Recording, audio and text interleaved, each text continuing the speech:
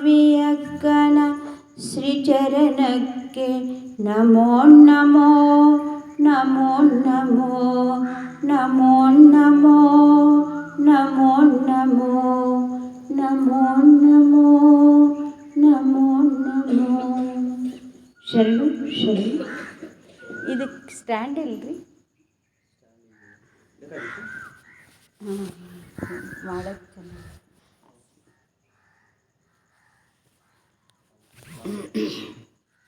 ಜಂಗಮದ ಆಯತವನ್ನು ಮಾಡಿಕೊಳ್ಳುವುದು ಇದು ಶಿವಯೋಗದ ಮೂಲ ಸಿದ್ಧಾಂತ.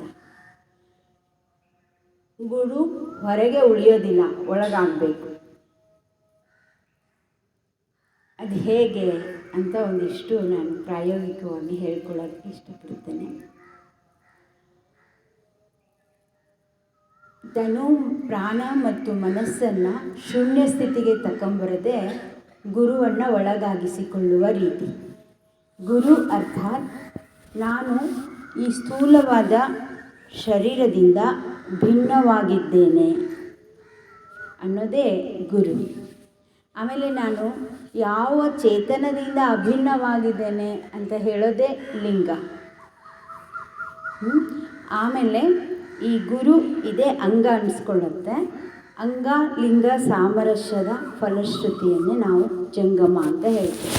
ಅಂದರೆ ತನು, ಪ್ರಾಣ ಮತ್ತು ಮನಸ್ಸನ್ನು ಶೂನ್ಯವಾಗಿಸುವುದು ಇದು ಗುರುತತ್ವ.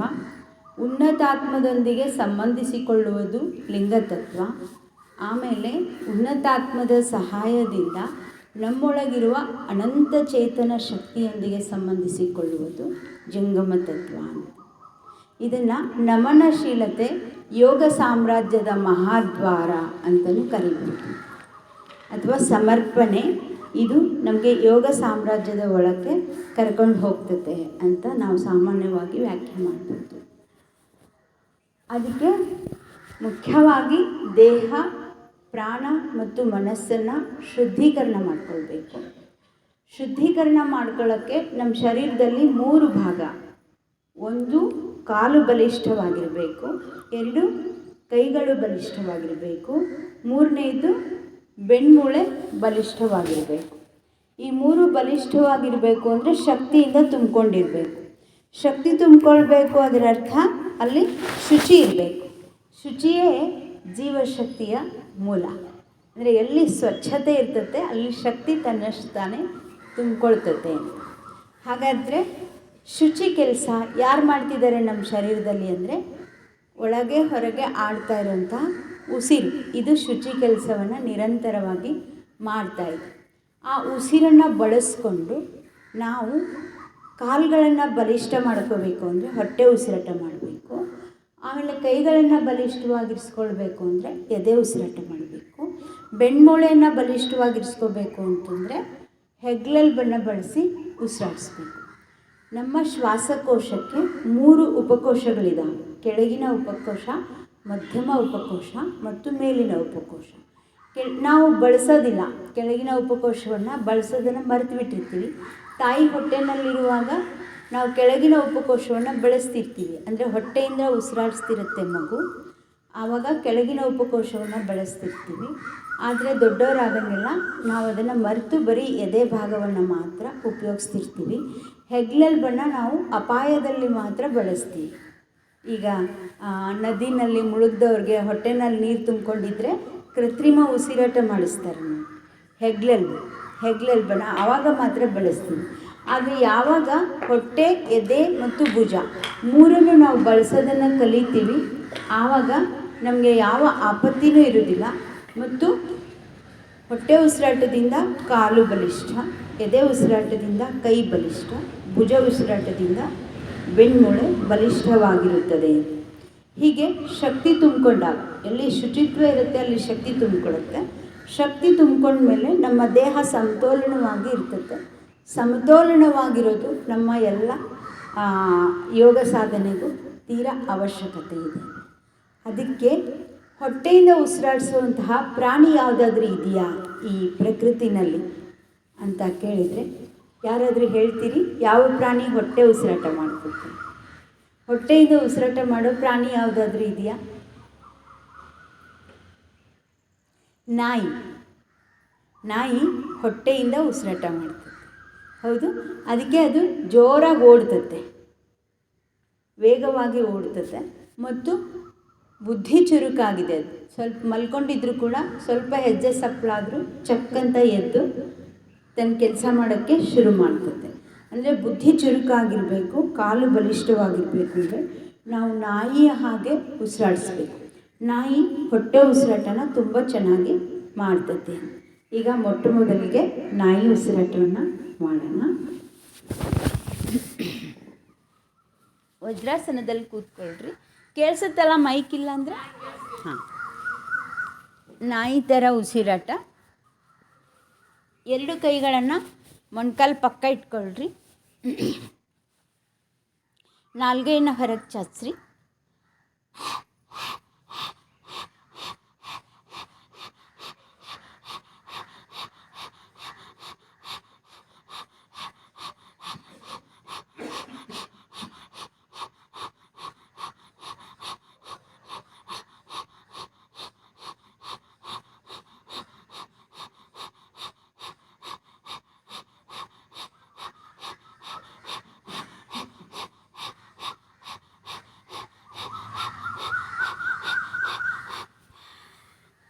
ಇದೊಂಥರ ಕಪಾಲಭಾತಿ ಇದ್ದಂಗೆ. ಕಪಾಲಭಾತಿಯಿಂದ ಉಷ್ಣತೆ ಹೆಚ್ಚಾಗ್ತದೆ, ನಾಯಿ ಉಸಿರಾಟದಿಂದ ತಂಪು, ಕೂಲ್ ಡೌನ್ ಆಗಿದೆ. ಉಷ್ಣತೆಯನ್ನು ಹೊರಗೆ ಹಾಕೋಕ್ಕೆ ಮತ್ತು ನಾವೇನಾದ್ರು ಮಾಡಬೇಕಾಗತ್ತೆ ಪ್ರಾಣಾಯಾಮದಲ್ಲಿ. ಇದರಲ್ಲಿ ಹಂಗಲ್ಲ, ಉಷ್ಣತೆ ಆಗೋದಿಲ್ಲ, ಉಷ್ಣತೆ ಕಡಿಮೆ ಆಗ್ತದೆ ಮತ್ತು ತಂಪು ಅನುಭವ ಆಗ್ತದೆ ಅಂತ. ಯಾರಿಗೆ ಈ ಥರ ವಜ್ರಾಸನದಲ್ಲಿ ಕೂಡೋಕ್ಕಾಗಲ್ಲ ಅವರು ಎದ್ದು ನಿಂತು ಮೊಣಕಾಲ ಮೇಲೆ ಕೈ ಇಟ್ಕೊಂಡು ಈ ಥರ ಉಸಿರಾಟ ಮಾಡಿದರೂ ಕೂಡ ಅದೇ ಪರಿಣಾಮ ಆಗ್ತದೆ. ಕೇಳಿಸ್ತತಾ? ಸರಿ, ಇವಾಗ ಕೈನ ಬುಟ್ಟಿ ಥರ ಮಾಡಿಬಿಟ್ಟು ನಾನು ವಿಶ್ವ ಪ್ರಾಣಶಕ್ತಿಯನ್ನು ನನ್ನ ಹೊಟ್ಟೆಯ ಕೆಳಭಾಗಕ್ಕೆ ಪೂರೈಸ್ತಾ ಇದ್ದೇನೆ ಅಂತ ಅಂದ್ಕೊಂಡು ಈ ಕೈನ ಈ ಥರ ಹೊಕ್ಕಳ ಕೆಳಗೆ ಇಟ್ಕೊಳ್ಳಿ. ಉಸಿರು ಬಿಡ್ತಾ ಹೊಟ್ಟೆ ಒಳಗೆ ಒತ್ತಬೇಕು, ಕೈಯಿಂದ ಒತ್ತಬೇಕು. ಉಸಿರು ತಗೊಳ್ಳುವಾಗ ಹೊಟ್ಟೆ ಮುಂದಕ್ಕೆ ಬರುತ್ತೆ.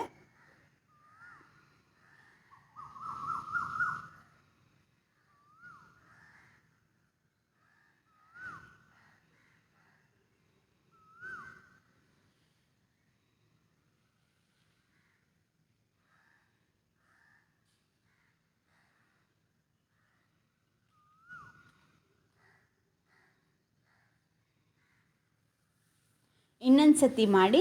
ಯಾರಿಗೆ ಎದ್ದು ನಿಲ್ಬೇಕು ಅನಿಸುತ್ತೆ ಎದ್ದು ನಿಂತು ಮಾಡಿರಿ, ಯಾರಿಗೆ ಸಾಧ್ಯ ಇದೆ ಅವರು ಕೂತ್ಕೊಂಡು ಮಾಡಿರಿ. ನಾಯಿಯ ಉಸಿರಾಟ.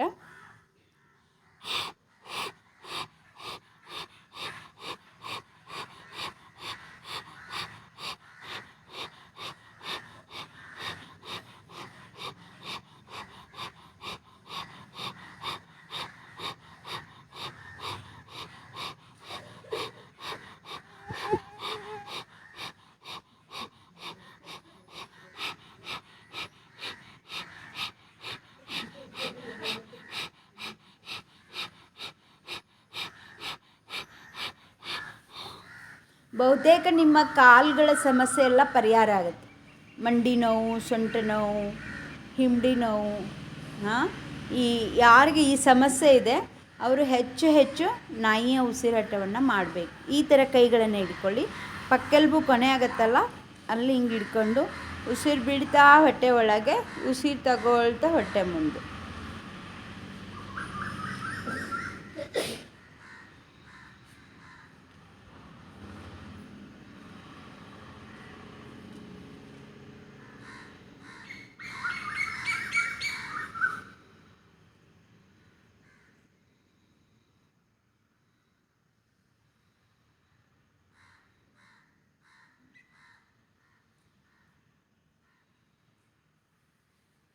ಮತ್ತೆ ಒಂದು ಸಲ ಉಸಿರು ಬಿಟ್ಟಾಗ ಹೊಟ್ಟೆ ಒಳಗೆ ಹೋಗುತ್ತೋ ಹೊರಗೆ ಬರುತ್ತೋ? ಒಳಗೆ ಹೋಗಬೇಕು. ಉಲ್ಟಾ ಯಾರಿಗಾರು ಆಗ್ತತಾ? ಉಸಿರು ಬಿಟ್ಟಾಗ ಹೊರಗೆ ಬರೋದು ಆ ಥರ ಇದೆಯಾ? ಯಾರಿಗೂ ಇಲ್ಲಲ್ಲ. ಎಲ್ರಿಗೂ ಉಸಿರು ಬಿಟ್ಟಾಗ ಹೊಟ್ಟೆ ಒಳಗೆ ಹೋಗುತ್ತಲ್ಲ, ಮಾಡಿ, ಗಮನಿಸ್ಕೊಂಡು ಮಾಡಿ. ಗಮನ ಬಹಳ ಮುಖ್ಯ. ನಾಲ್ಗೆ ಪೂರ್ಣ ಹೊರಗೆ ಚಾಚಿ. ಎಸ್, ಎಲ್ಲ ದೂಷಿತ ಗಾಳಿ ಹೊರಗೆ ಹೋಗಿಬಿಡ್ತತೆ. ಹೊಟ್ಟೆ ಗ್ಯಾಸ್ ಹಿಡಿಯೋದು, ಆಮೇಲೆ ಮಲಬದ್ಧತೆ, ಇವೆಲ್ಲ ಸಮಸ್ಯೆ, ಕಾನ್ಸ್ಟಿಪೇಷನ್ ಪ್ರಾಬ್ಲಮ್ಮು ಅವೆಲ್ಲ ಸಾಲ್ವ್ ಆಗಿಬಿಡ್ತಾವೆ.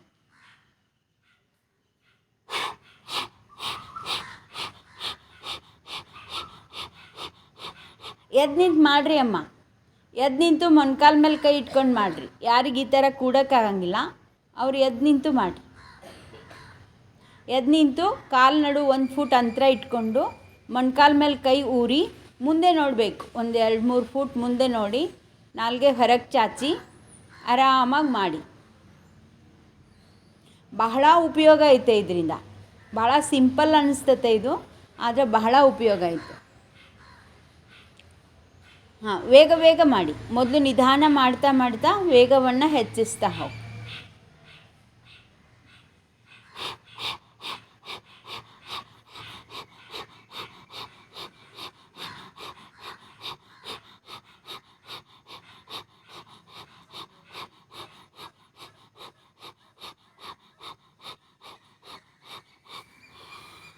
ಈಗ ಹೊಕ್ಕಳಿನಿಂದ ನಿಮ್ಮ ಕೈಗಳನ್ನು ಹಿಂದೆ ತಗೊಂಡೋಗಿ ಬೆನ್ಮೂಳೆಗೆ ನಿಮ್ಮ ಕೈ ಬೆರಳುಗಳು ಸೇರಬೇಕು.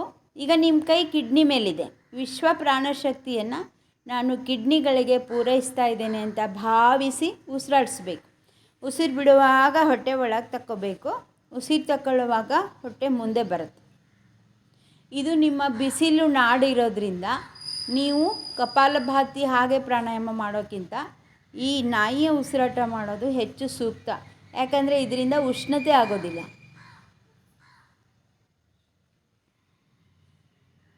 ಉಸಿರು ಬಿಡಬೇಕಾದ್ರೆ ಹೊಟ್ಟೆ ಒಳಗೆ ಇಳ್ಕೋಬೇಕು. ಉಸಿರು ತಗೋಬೇಕಾದ್ರೆ ಹೊಟ್ಟೆ ಮುಂದೆ ಬರುತ್ತೆ.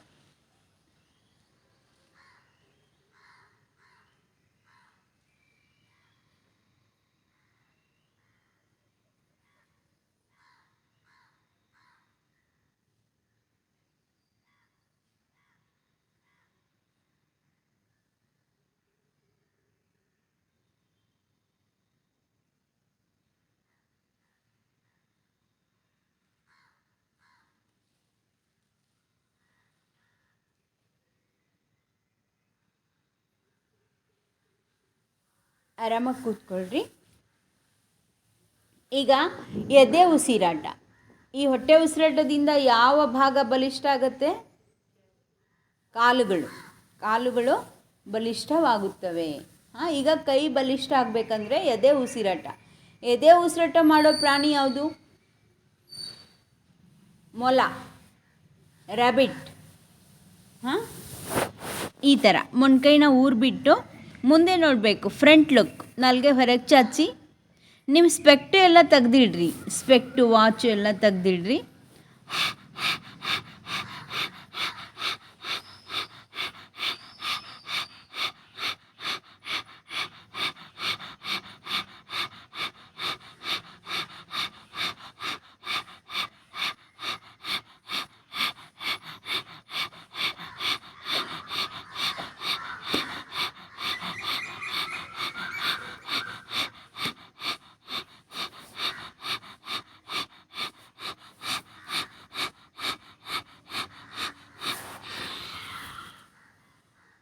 ಈಗ ಬಲಗೈನ ಈ ಥರ ಬುಟ್ಟಿ ಥರ ಮಾಡಿ ವಿಶ್ವ ಪ್ರಾಣಶಕ್ತಿಯನ್ನು ತಗೊಂಡು ಎದೆಯ ಭಾಗಕ್ಕೆ ಪೂರೈಸ್ತಾ ಇದ್ದೇನೆ ಅಂತ ಭಾವಿಸ್ಬೇಕು. ಇದು ಪಿರಮಿಡ್ ಇಫೆಕ್ಟ್ ಕೊಡುತ್ತೆ. ಇದು ರೇಖಿತ್ ಕೂಡ ಕೆಲಸ ಮಾಡುತ್ತೆ. ಉಸಿರನ್ನು ಹೊರಗೆ ಹಾಕ್ತಾ ಎದೆಯನ್ನು ಗೂಡು ಮಾಡಬೇಕು. ಉಸಿರು ತೆಗೆದುಕೊಳ್ಳುವಾಗ ಎದೆ ವಿಶಾಲ.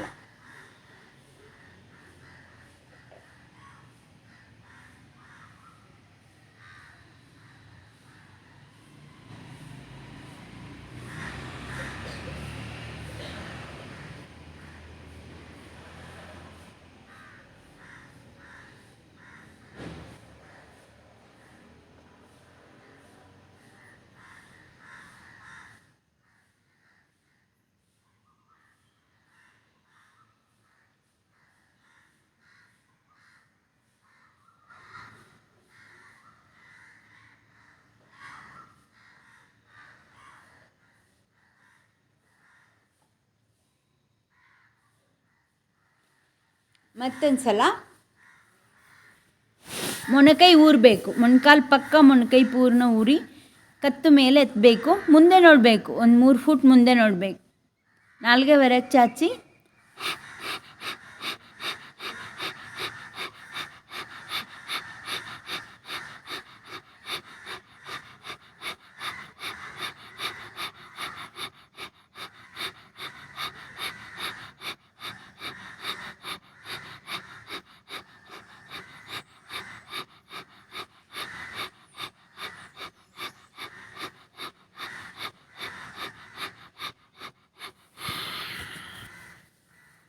ಈಗ 2 ಕೈಗಳಿಂದ ಈ ಥರ ಎದೆಯ ಭಾಗದಿಂದ ಹಿಂದೆ ತಗೊಂಡೋಗ್ಬೇಕು.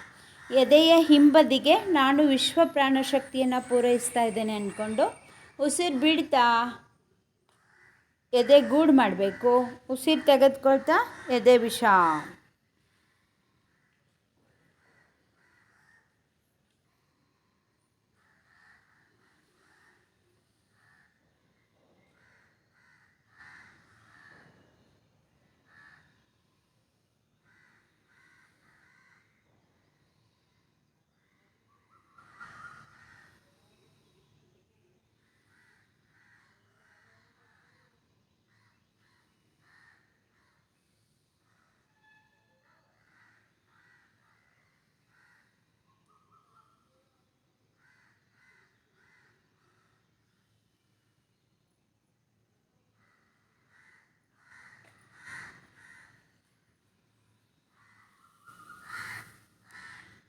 ಎದೆ ಉಸಿರಾಟದಿಂದ ದೇಹದ ಯಾವ ಭಾಗ ಬಲಿಷ್ಠ ಆಗ್ತದೆ? ಕೈಗಳು, ಹೌದಾ? ಭುಜ ನೋವು, ಮೊಣಕೈ ನೋವು, ಕೆಲವರಿಗೆ ಇಲ್ಲಿ ರಿಸ್ಟ್ ಪ್ರಾಬ್ಲಮ್ ಇರ್ತೈತೆ, ಬೆರಳುಗಳು ನೋವು ಇರ್ತೈತೆ, ಆಮೇಲೆ ಒಬ್ಬೊಬ್ಬರಿಗೆ ನಡುಕ ಇರ್ತೈತೆ, ಎಳೆತ ಇರ್ತೈತೆ, ಜೋಮ್ ಬರೋದು ಇರ್ತೈತೆ, ಹೌದಾ? ಅದೆಲ್ಲಕ್ಕೂ ಕೂಡ ನೀವು ಈ ಭಾಗದ ಉಸಿರಾಟವನ್ನು ಮಾಡೋದ್ರಿಂದ ಕೈಗಳ ಎಲ್ಲ ಸಮಸ್ಯೆಯನ್ನು ಪರಿಹಾರ ಮಾಡ್ಕೋಬೋದು. ಯಾರಿಗೆ ಯಾವ ಸಮಸ್ಯೆ ಇದೆ ಅವರು ಅದನ್ನು ಹೆಚ್ಚು ಹೆಚ್ಚು ಮಾಡಬೇಕು. ಈಗ ಕಾಲಾಯಿತು, ಕೈ ಆಯಿತು. ಇವಾಗ ಬೆನ್ಮೂಳೆ ಚೆನ್ನಾಗಿರಬೇಕು ಅಂತಂದರೆ ನಾವು ಹೆಗಲೆಲ್ಬನ್ನು ಬಳಸಬೇಕು. ಹೆಗಲೆಲ್ಬನ್ನು ಬಳಸಿ ಉಸಿರಾಡಿಸೋ ಪ್ರಾಣಿ ಯಾವುದು? ಹುಲಿ. ಈಗ ಹುಲಿ ಹಾಗೆ ನಿಂತ್ಕೊಳ್ಳೋಣ. ಮೊಣಕಾಲು ನಡುವೆ 1 ಅಡಿಯಷ್ಟು ಅಂತರ, ಮೊಣಕಾಲಿನಿಂದ 1 ಅಡಿಯಷ್ಟು ದೂರದಲ್ಲಿ ಕೈಗಳನ್ನು ಇರಿಸಿ ಉಸಿರನ್ನು ಹೊರಗೆ ಹಾಕ್ತಾ ಕತ್ತನ್ನು ಒಳಗೆ ತಗೋಬೇಕು. ಬೆನ್ನು ಡುಬ್ಬ ಮಾಡಬೇಕು. ಉಸಿರು ತೆಗೆದುಕೊಳ್ತಾ ಕತ್ತು ಮೇಲೆ, ಬೆನ್ನು ತಗ್ಗು.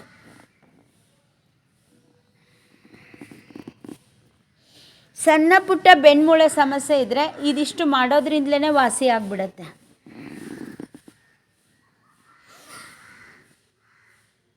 ಮೊದಲು ನೋಡ್ಕೊಳ್ಳಿ ನನ್ನ ಕಡೆಗೆ.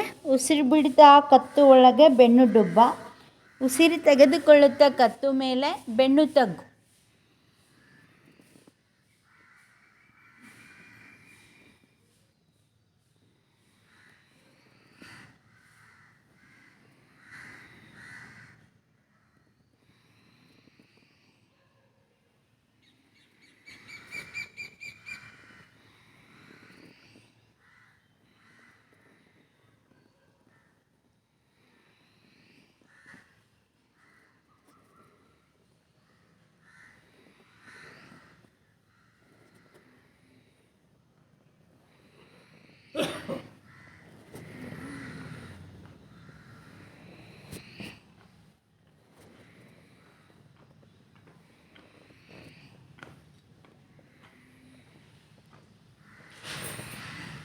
ನಾವು ಉಸಿರಾಟ ಜೊತೆಗೆ ಮಾಡೋದ್ರಿಂದ, ಉಸಿರಾಟ ಜೊತೆಗೆ ಮಾಡ್ತಿದ್ದೀರಿ ತಾನೆ?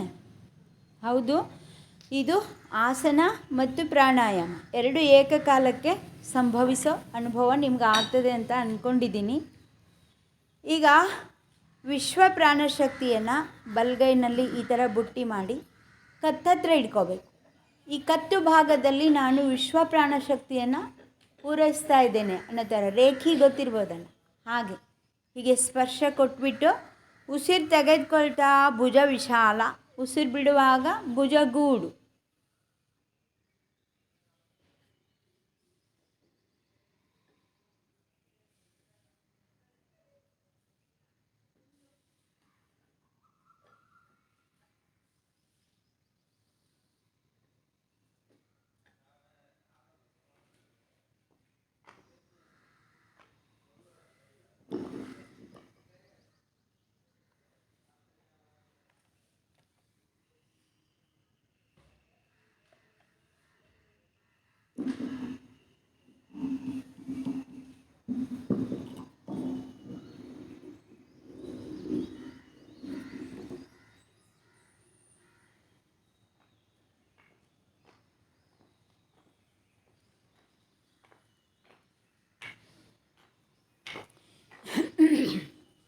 ನೋಡಿ, ಒಬ್ಬೊಬ್ರಿಗೆ ಉಸಿರು ಸಾಕಾಗ್ತಿರೋದಿಲ್ಲ, ಉಸಿರು ಸಾಕಾಗೋದಿಲ್ಲ, ಆ ಥರ ಉಬ್ಬಸ ಥರ. ಉಬ್ಬಸ ಅಸ್ತಮ ಗೊತ್ತಲ್ಲ, ಉಬ್ಬಸ ದಮ್ಮು ಅಂತಾರೆ ನೋಡಿ, ಕೆಮ್ಮು ದಮ್ಮು ಅಂದರೆ ಇಲ್ಲಿ ಅವ್ರಿಗೆ ಕಾರ್ಬನ್ ಡೈಆಕ್ಸೈಡ್ ಇಲ್ಲೆಲ್ಲ ಕಲೆಕ್ಟ್ ಆಗಿಬಿಟ್ಟಿರ್ತತೆ. ಅದು ಹೊರಗೆ ಹೋಗಿಲ್ಲ ಅಂದರೆ, ಹೊರಗಿನಿಂದ ನೀವು ಆಕ್ಸಿಜನ್ ಸಿಲಿಂಡರ್ ಹಚ್ಚಿದ್ರೂ ಕೂಡ ಗಾಳಿ ಒಳಕ್ಕೆ ಹೋಗಲ್ಲ. ಅದು ಹೆಗ್ಲಲ್ಲಿ ಬಳಸಿ ಉಸಿರಾಡಿಸೋದ್ರಿಂದ ಇಲ್ಲಿ ಸಂಗ್ರಹವಾಗಿರುವಂತಹ ಎಲ್ಲ ದೂಷಿತ ಗಾಳಿಯನ್ನು ನಾವು ಹೊರಗೆ ಹಾಕೋಕ್ಕೆ ಸಾಧ್ಯ. ಆವಾಗ ಉಸಿರು ಬೆನ್ಮೂಳೆನಲ್ಲಿಯೂ ಕೂಡ ಚಲಿಸೋದ್ರಿಂದ ನಮ್ಮ ಬೆನ್ಮೂಳೆ ಗಟ್ಟಿ ಆಗ್ತದೆ ಅಂತ. ಈಗ ಇನ್ನೊಂದು ಸತಿ ಹುಲಿ ಉಸಿರಾಟ. ಮೊಣಕಾಲು ಮಧ್ಯ 1 ಅಡಿಯಷ್ಟು ಅಂತರ, ಮೊಣಕಾಲಿನಿಂದ 1 ಅಡಿಯಷ್ಟು ದೂರದಲ್ಲಿ ಕೈಗಳನ್ನು ಇರಿಸಿ ಉಸಿರು ಹೊರ ಹಾಕುತ್ತಾ ಕತ್ತನ್ನು ಒಳಕ್ಕೆ ತಕ್ಕೊಳ್ಳಿ. ಬೆನ್ನು ಡುಬ್ಬ ಮಾಡಿ ಉಸಿರು ತೆಗೆದುಕೊಳ್ಳುತ್ತಾ ಕತ್ತು ಮೇಲಕ್ಕೆ, ಬೆನ್ನು ತಗ್ಗು.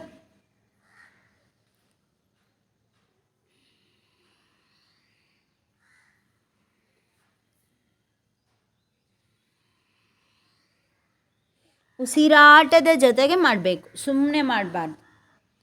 ಉಸಿರಾಟದ ಜೊತೆಗೆ ಮಾಡಿದ್ರೇ ಅದು ಯೋಗ ಅನ್ನಿಸ್ಕೊಳ್ತತೆ, ಇಲ್ಲಾಂದರೆ ಅದು ವ್ಯಾಯಾಮ ಅನ್ನಿಸ್ಕೊಳ್ತದೆ. ವ್ಯಾಯಾಮದಿಂದ ಬರೀ ನಮ್ಮ ಸ್ನಾಯುಗಳಿಗೆ ಕೆಲಸ ಸಿಗ್ತತೆ, ಆದರೆ ಉಸಿರಾಟದ ಜೊತೆಗೆ ಯೋಗ ಮಾಡೋದ್ರಿಂದ ನಮ್ಮ ನರವ್ಯವಸ್ಥೆ ಜಾಗೃತವಾಗುತ್ತದೆ. ನರವ್ಯವಸ್ಥೆಗೂ ಮತ್ತು ಮನಸ್ಸಿಗೂ ತುಂಬ ಸಂಬಂಧ ಇರೋದ್ರಿಂದ ಮನಸ್ಸಿನ ಬಾಗುವಿಕೆಯನ್ನೇ ಯೋಗ ಅಂತ ನಾವು ಕರಿತೀವಿ. ಅಂದರೆ ನಾವು ಮಾಡುವಂತಹ ಈ ಅಭ್ಯಾಸ ನೇರವಾಗಿ ನಮ್ಮ ಮನಸ್ಸಿಗೆ ಸಂಬಂಧಿಸಿರುವುದು.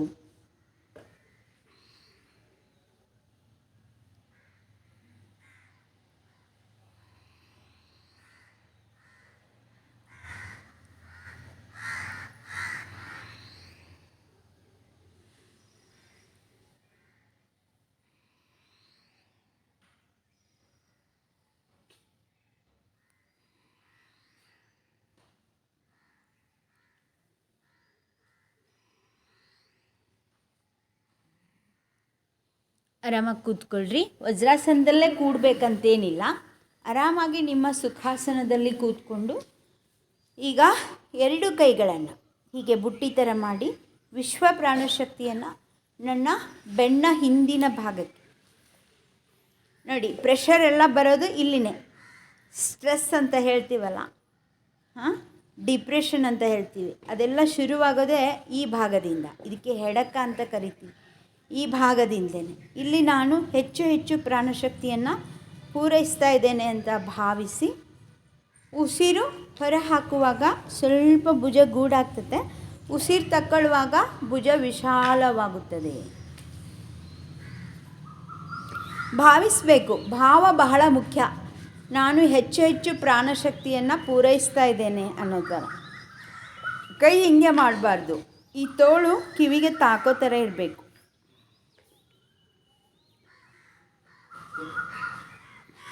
ಕೈ ಅಗಲ ಮಾಡಬಾರ್ದು, ಬರೀ ಭುಜ ಮಾತ್ರ ಕೆಳಗೆ ಮತ್ತು ಮೇಲೆ ಆಗ್ತಿರ್ಬೇಕು. ತೋಳುಗಳು ಕಿವಿಗೆ ತಾಕಿದಂತಿರಬೇಕು.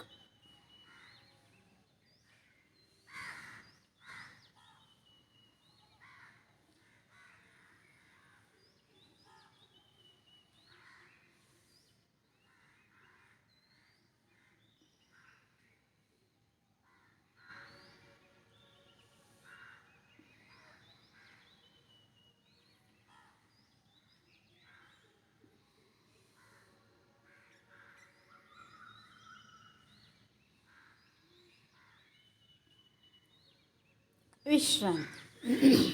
ಇದು ಆಸನನೂ ಆಗುತ್ತೆ, ಪ್ರಾಣಾಯಾಮನೂ ಆಗುತ್ತೆ. ಹಂಗೆ ಅನ್ಸತ್ತೆ ಇಲ್ರಿ? ಅನಿಸ್ತತ್ತಲ್ಲ? ಓಕೆ, ಈಗ ಆರಾಮಾಗಿ ಕೂತ್ಕೊಳ್ರಿ. ಕಣ್ಮುಚ್ಚಿ ಚಿನ್ಮುದ್ರೆ. ಈ ಮುದ್ರೆ ತನ್ನಷ್ಟಕ್ಕೆ ತಾನೇ ಹೊಟ್ಟೆ ಉಸಿರಾಟಕ್ಕೆ ನಮ್ಮ ದೇಹವನ್ನು ಹೊಂದಿಸಿಕೊಳ್ಳುತ್ತೆ. ನೀವೇನು ಮಾಡಿಲ್ಲ ಅಂದರೂ ಕೂಡ ಅದು ಆಟೋಮೆಟಿಕ್ಕಾಗಿ ಈ ಮುದ್ರೆ ನಮ್ಮ ಮನಸ್ಸಿನ ಶಕ್ತಿಯಿಂದ ಅದು ಹೇಳುತ್ತೆ ಏನಂದರೆ ಹೊಟ್ಟೆ ಉಸಿರಾಟಕ್ಕೆ ನೀನು ಹೊಂದಿಕೋ ಹಾಗೆ. ಸರಿ, ಕಣ್ಮುಚ್ಚಿ ದೀರ್ಘವಾಗಿ ಉಸಿರನ್ನು ಒಳಗೆ ಎಳೆದುಕೊಳ್ಳಿ. ಅಕಾರವನ್ನು 3 ಬಾರಿ ಉಚ್ಚರಿಸೋಣ. ಇದು ಕೂಡ ಹೊಟ್ಟೆ ಉಸಿರಾಟಕ್ಕೆ ಸಂಬಂಧಿಸಿದ ಹಾಗೆ ಕೆಲಸ ಮಾಡುತ್ತೆ. ಮುದ್ರೆ ಮತ್ತು ಸ್ವರ ನಾವೀಗ ಮಾಡಿದ್ದು ಪ್ರಾಣಿಗಳ ಅನುಕರಣೆ ಮತ್ತು ಸ್ಪರ್ಶ, ಹೌದು. ಈಗ ಮುದ್ರೆ ಮತ್ತು ಸ್ವರದ ಮೂಲಕ ಹೊಟ್ಟೆ ಉಸಿರಾಟವನ್ನು ಗಮನಿಸೋಣ. ನಿಮಗೆ ತುಂಬ ದೋಷ ಇದ್ದಾಗ ನಾನು ಇಲ್ಲಿವರೆಗೂ ಹೇಳಿರೋದನ್ನು ಮಾಡಿ. ಏನು, ಪ್ರಾಣಿಗಳ ಅನುಕರಣೆ, ಸ್ಪರ್ಶವನ್ನು ಮಾಡಿ. 2 ತಿಂಗಳು 3 ತಿಂಗಳು ಆದಮೇಲೆ ನಿಮ್ಮ ಶುದ್ಧೀಕರಣ ಆಗುತ್ತಲ್ಲ, ಯಾವುದೂ ಸಮಸ್ಯೆ ಇಲ್ಲ, ನನಗೆ ಕಾಲು ಕೈ ಬೆನ್ಮೂಳೆ ಎಲ್ಲ ಫಿಟ್ಟಾಗಿದ್ದೀನಿ, ಯಾವ ಸಮಸ್ಯೆ ಇಲ್ಲ ಅಂದಾಗ ನೀವು ನೇರವಾಗಿ ಮುದ್ರೆ ಮತ್ತು ಸ್ವರದಿಂದಲೇ ಇಲ್ಲಿವರೆಗೂ ಮಾಡಿರೋ ಅಭ್ಯಾಸವನ್ನು, ಅದೇ ಪರಿಣಾಮವನ್ನು ನೀವು ತಂದ್ಕೋಬೋದು. ಉಸಿರನ್ನು ಹೊರಗೆ ಹಾಕ್ತಾ ದೀರ್ಘವಾಗಿ ಆಕಾರ ಹೇಳ್ತಾ ಹೊಟ್ಟೆ ಒಳಗೆ ಹೋಗೋದನ್ನು ಗೊತ್ತು ಮಾಡ್ಕೋಬೇಕು.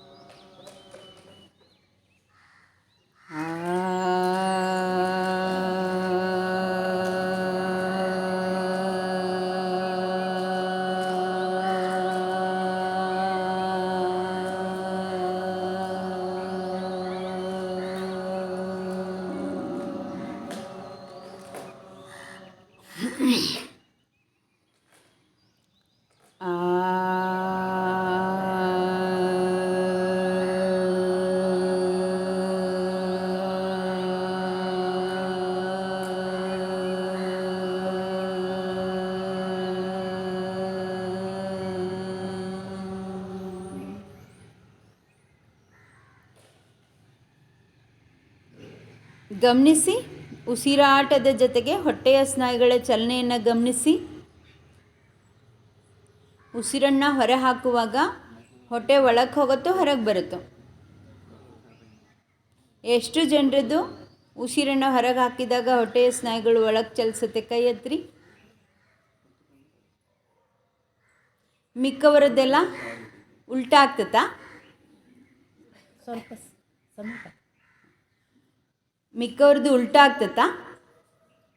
ಉಲ್ಟಾ ಆದರೆ ಜೋಪಾನ, ಮತ್ತೆ ನಾಯಿಯ ಉಸಿರಾಟಕ್ಕೆ ಬರಬೇಕು.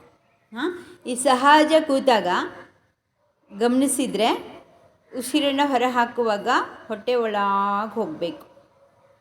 ಅಂದರೆ ಪ್ರಾಣಕ್ಕೆ ಊರ್ಧ್ವಗತಿ ಸಿಕ್ಕತ್ತೆ. ಪ್ರಾಕೃತಿಕವಾಗಿ ನಮ್ಮ ಪ್ರಾಣ ಅಧೋಮುಖಿಯಾಗಿ ಚಲಿಸ್ತಾ ಇರ್ತದೆ. ಈಗ ನಾವು ಪ್ರಯತ್ನಪೂರ್ವಕವಾಗಿ ಸಾಧನೆಯಿಂದ ನಾವೇನು ಮಾಡ್ತಾಯಿದ್ವಿ, ಅದಕ್ಕೆ ಮೇಲ್ಮುಖ ಕೊಡ್ತಾಯಿದ್ವಿ. ಮೇಲ್ಮುಖ ಅಂದರೆ ಅದು ಜ್ಯೋತಿ ರೂಪ ಪಡೆಯೋಕ್ಕೆ ಶುರುವಾಗತ್ತೆ. ಹೌದಾ? ಕೆಳಮುಖವಾಗಿದ್ದಾಗ ಅದು ಕತ್ಲು ಗದ್ದಲ ಗೊಂದಲ ಜಡ ಕೋಲಾಹಲ ಹಾಗೆ ಇರುತ್ತೆ ನಮ್ಮ ವ್ಯವಹಾರಗಳಲ್ಲಿ. ನಾವೀಗ ಊರ್ಧ್ವಮುಖವನ್ನು, ಅದಕ್ಕೆ ಊರ್ಧ್ವಗತಿಯನ್ನು ನೀಡ್ತಾ ಇದ್ದೇವೆ ಅಂತ. ಗಮನಿಸಿ.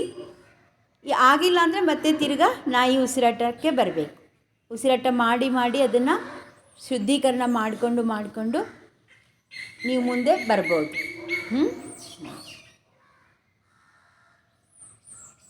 ಸಹಜ ಹೀಗೆ ಕೂತ್ಕೊಂಡಾಗ ನೋಡ್ತೀರಲ್ವ, ಒಂದು ಅರ್ಧ ಸೆಕೆಂಡು ಅಥವಾ ಒಂದು ಅರ್ಧ ನಿಮಿಷ ಹಾಗೆ ಗಮನಿಸಬೇಕು. ನೀವು ಕೆಲಸ ಮಾಡ್ತಿರ್ತೀರಿ, ಅಡುಗೆ ಮಾಡುವಾಗ ಸ್ವಲ್ಪ ಹೊತ್ತು ಸುಮ್ಮನೆ ಒಂದು ಅರ್ಧ ನಿಮಿಷ ಹೊಟ್ಟೆ ಕಡೆಗೆ ನೋಡ್ಕೋಬೇಕು. ಅದು ಹಾಗಿದೆಯಾ? ಈಗ ಕಟ್ಟಡ ಕಟ್ಟೋರು ಗೋಡೆಗೆ ಹೀಗೆ ಸಮ ಆಗಿದೆಯಾ ಅಂತ ನೋಡ್ತಾರೆ ನೋಡ್ರಿ, ಗುಂಡು. ಹಾಗೆಯೇ ಇದು ಕೂಡ ನೀವು ಕೆಲಸ ಮಾಡುವಾಗ ಅಥವಾ ಕೂತಾಗ, ಮಲ್ಕೊಂಡಾಗ, ಯಾರ ಜೊತೆ ಮಾತಾಡುವಾಗ ಆವಾಗ ಒಂದು ಅರ್ಧ ನಿಮಿಷ 1 ನಿಮಿಷ ಈ ಥರ ಗಮನಿಸ್ಕೋಬೇಕು. ನಾಭಿ ಉಸಿರು ಬಿಟ್ಟಾಗ ಒಳಗೆ ಹೋಗುತ್ತೆ ಇಲ್ಲ ಅಂತ ನೋಡ್ಕೋಬೇಕು.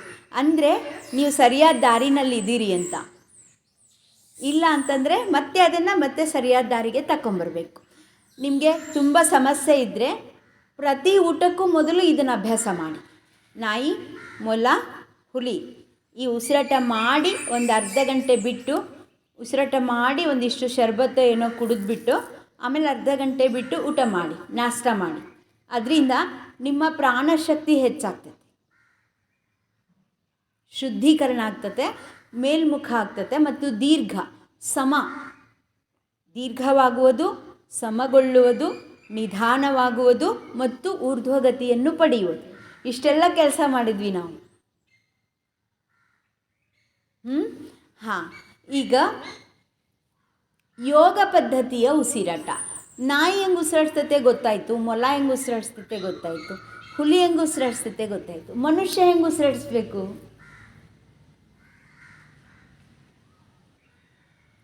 ಮನುಷ್ಯ ಯೋಗ ಪದ್ಧತಿಯಂತೆ ಉಸಿರಾಡಿಸ್ಬೇಕು. ಯೋಗ ಪದ್ಧತಿ ಅಂದರೆ ಹೊಟ್ಟೆ, ಎದೆ, ಭುಜ ಮೂರನ್ನು ಏಕಕಾಲಕ್ಕೆ ಬಳಸುವುದು. ನಾವು ಪ್ರತ್ಯೇಕ ಅಭ್ಯಾಸ ಮಾಡಿದ್ವಿ. ಶಾಲೆಗೆ ಹೋದ ತಕ್ಷಣ ಆ ಕಲಿಸ್ತಾರಲ್ಲ, ಆಮೇಲೆ ಶಬ್ದ ವಾಕ್ಯ ಮಾಡೋಕ್ಕೆ ಹೇಳ್ಕೊಡ್ತಾರೆ. ಹಂಗೆ ಇದು ಕೂಡ ಮೊದಲು ಹೊಟ್ಟೆ, ಆಮೇಲೆ ಎದೆ, ಆಮೇಲೆ ಭುಜ, ಇದು ಆ ಕಲ್ತಂಗೆ. ಈಗ ನಾವು ಸ್ವಲ್ಪ ಮುಂದೆ ಬರ್ತೀವಿ. ಯೋಗ ಪದ್ಧತಿಯ ಉಸಿರಾಟ. ಮನುಷ್ಯ ಹೇಗೆ ಉಸಿರಾಡಿಸ್ಬೇಕು?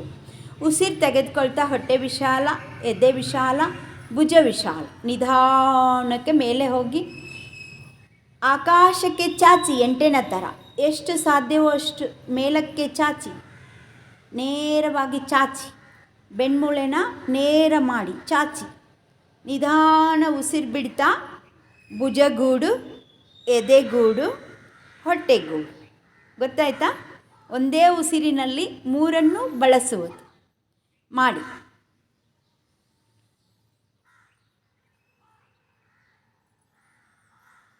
ಯೋಗದಲ್ಲಿ ನಿಮ್ಮ ಗಟ್ಸ್, ನಿಮ್ಮ ಹೃದಯದ ಶಕ್ತಿ ಎಷ್ಟಿದೆ ಅಂತ ಪರೀಕ್ಷೆ ಮಾಡೋದೇ ಇದರಿಂದ. ನೋಡೋಣ, ಒಂದು 11 ಉಸಿರುಗಳ ಕಾಲ ಇದೇ ಸ್ಥಿತಿನಲ್ಲಿ ಉಳ್ಕೊಳ್ಳಿ. ದೀರ್ಘವಾಗಿ ಉಸಿರಾಟ ಮಾಡಿ. ಯಾರಿಗೆ ಪಟ್ಟಂತ ಕೈ ಬಿಡಬೇಕು ಅನಿಸುತ್ತೆ, ಆಯಾಸ ಆಗುತ್ತೆ, ನಿಮ್ಮನ್ನು ನೀವೇ ಪರೀಕ್ಷೆ ಮಾಡ್ಕೊಳ್ಳಿ. ಕಣ್ಮುಚ್ಚಿ ಉಸಿರನ್ನು ಹೊರ ಹಾಕುತ್ತಾ ಭುಜಗೂಡು, ಎದೆಗೂಡು, ಹೊಟ್ಟೆಗೂಡು. ಉಸಿರು ತೆಗೆದುಕೊಳ್ಳುವಾಗ ಹೊಟ್ಟೆ ವಿಶಾಲ, ಎದೆ ವಿಶಾಲ, ಭುಜ ವಿಶಾಲ. ಕಪಾಲಭಾತಿ ಮಾಡಬೇಡಿ ಅದು ಬರೀ ಸಹಜ ಉಸಿರಾಟ ಮಾಡಿ.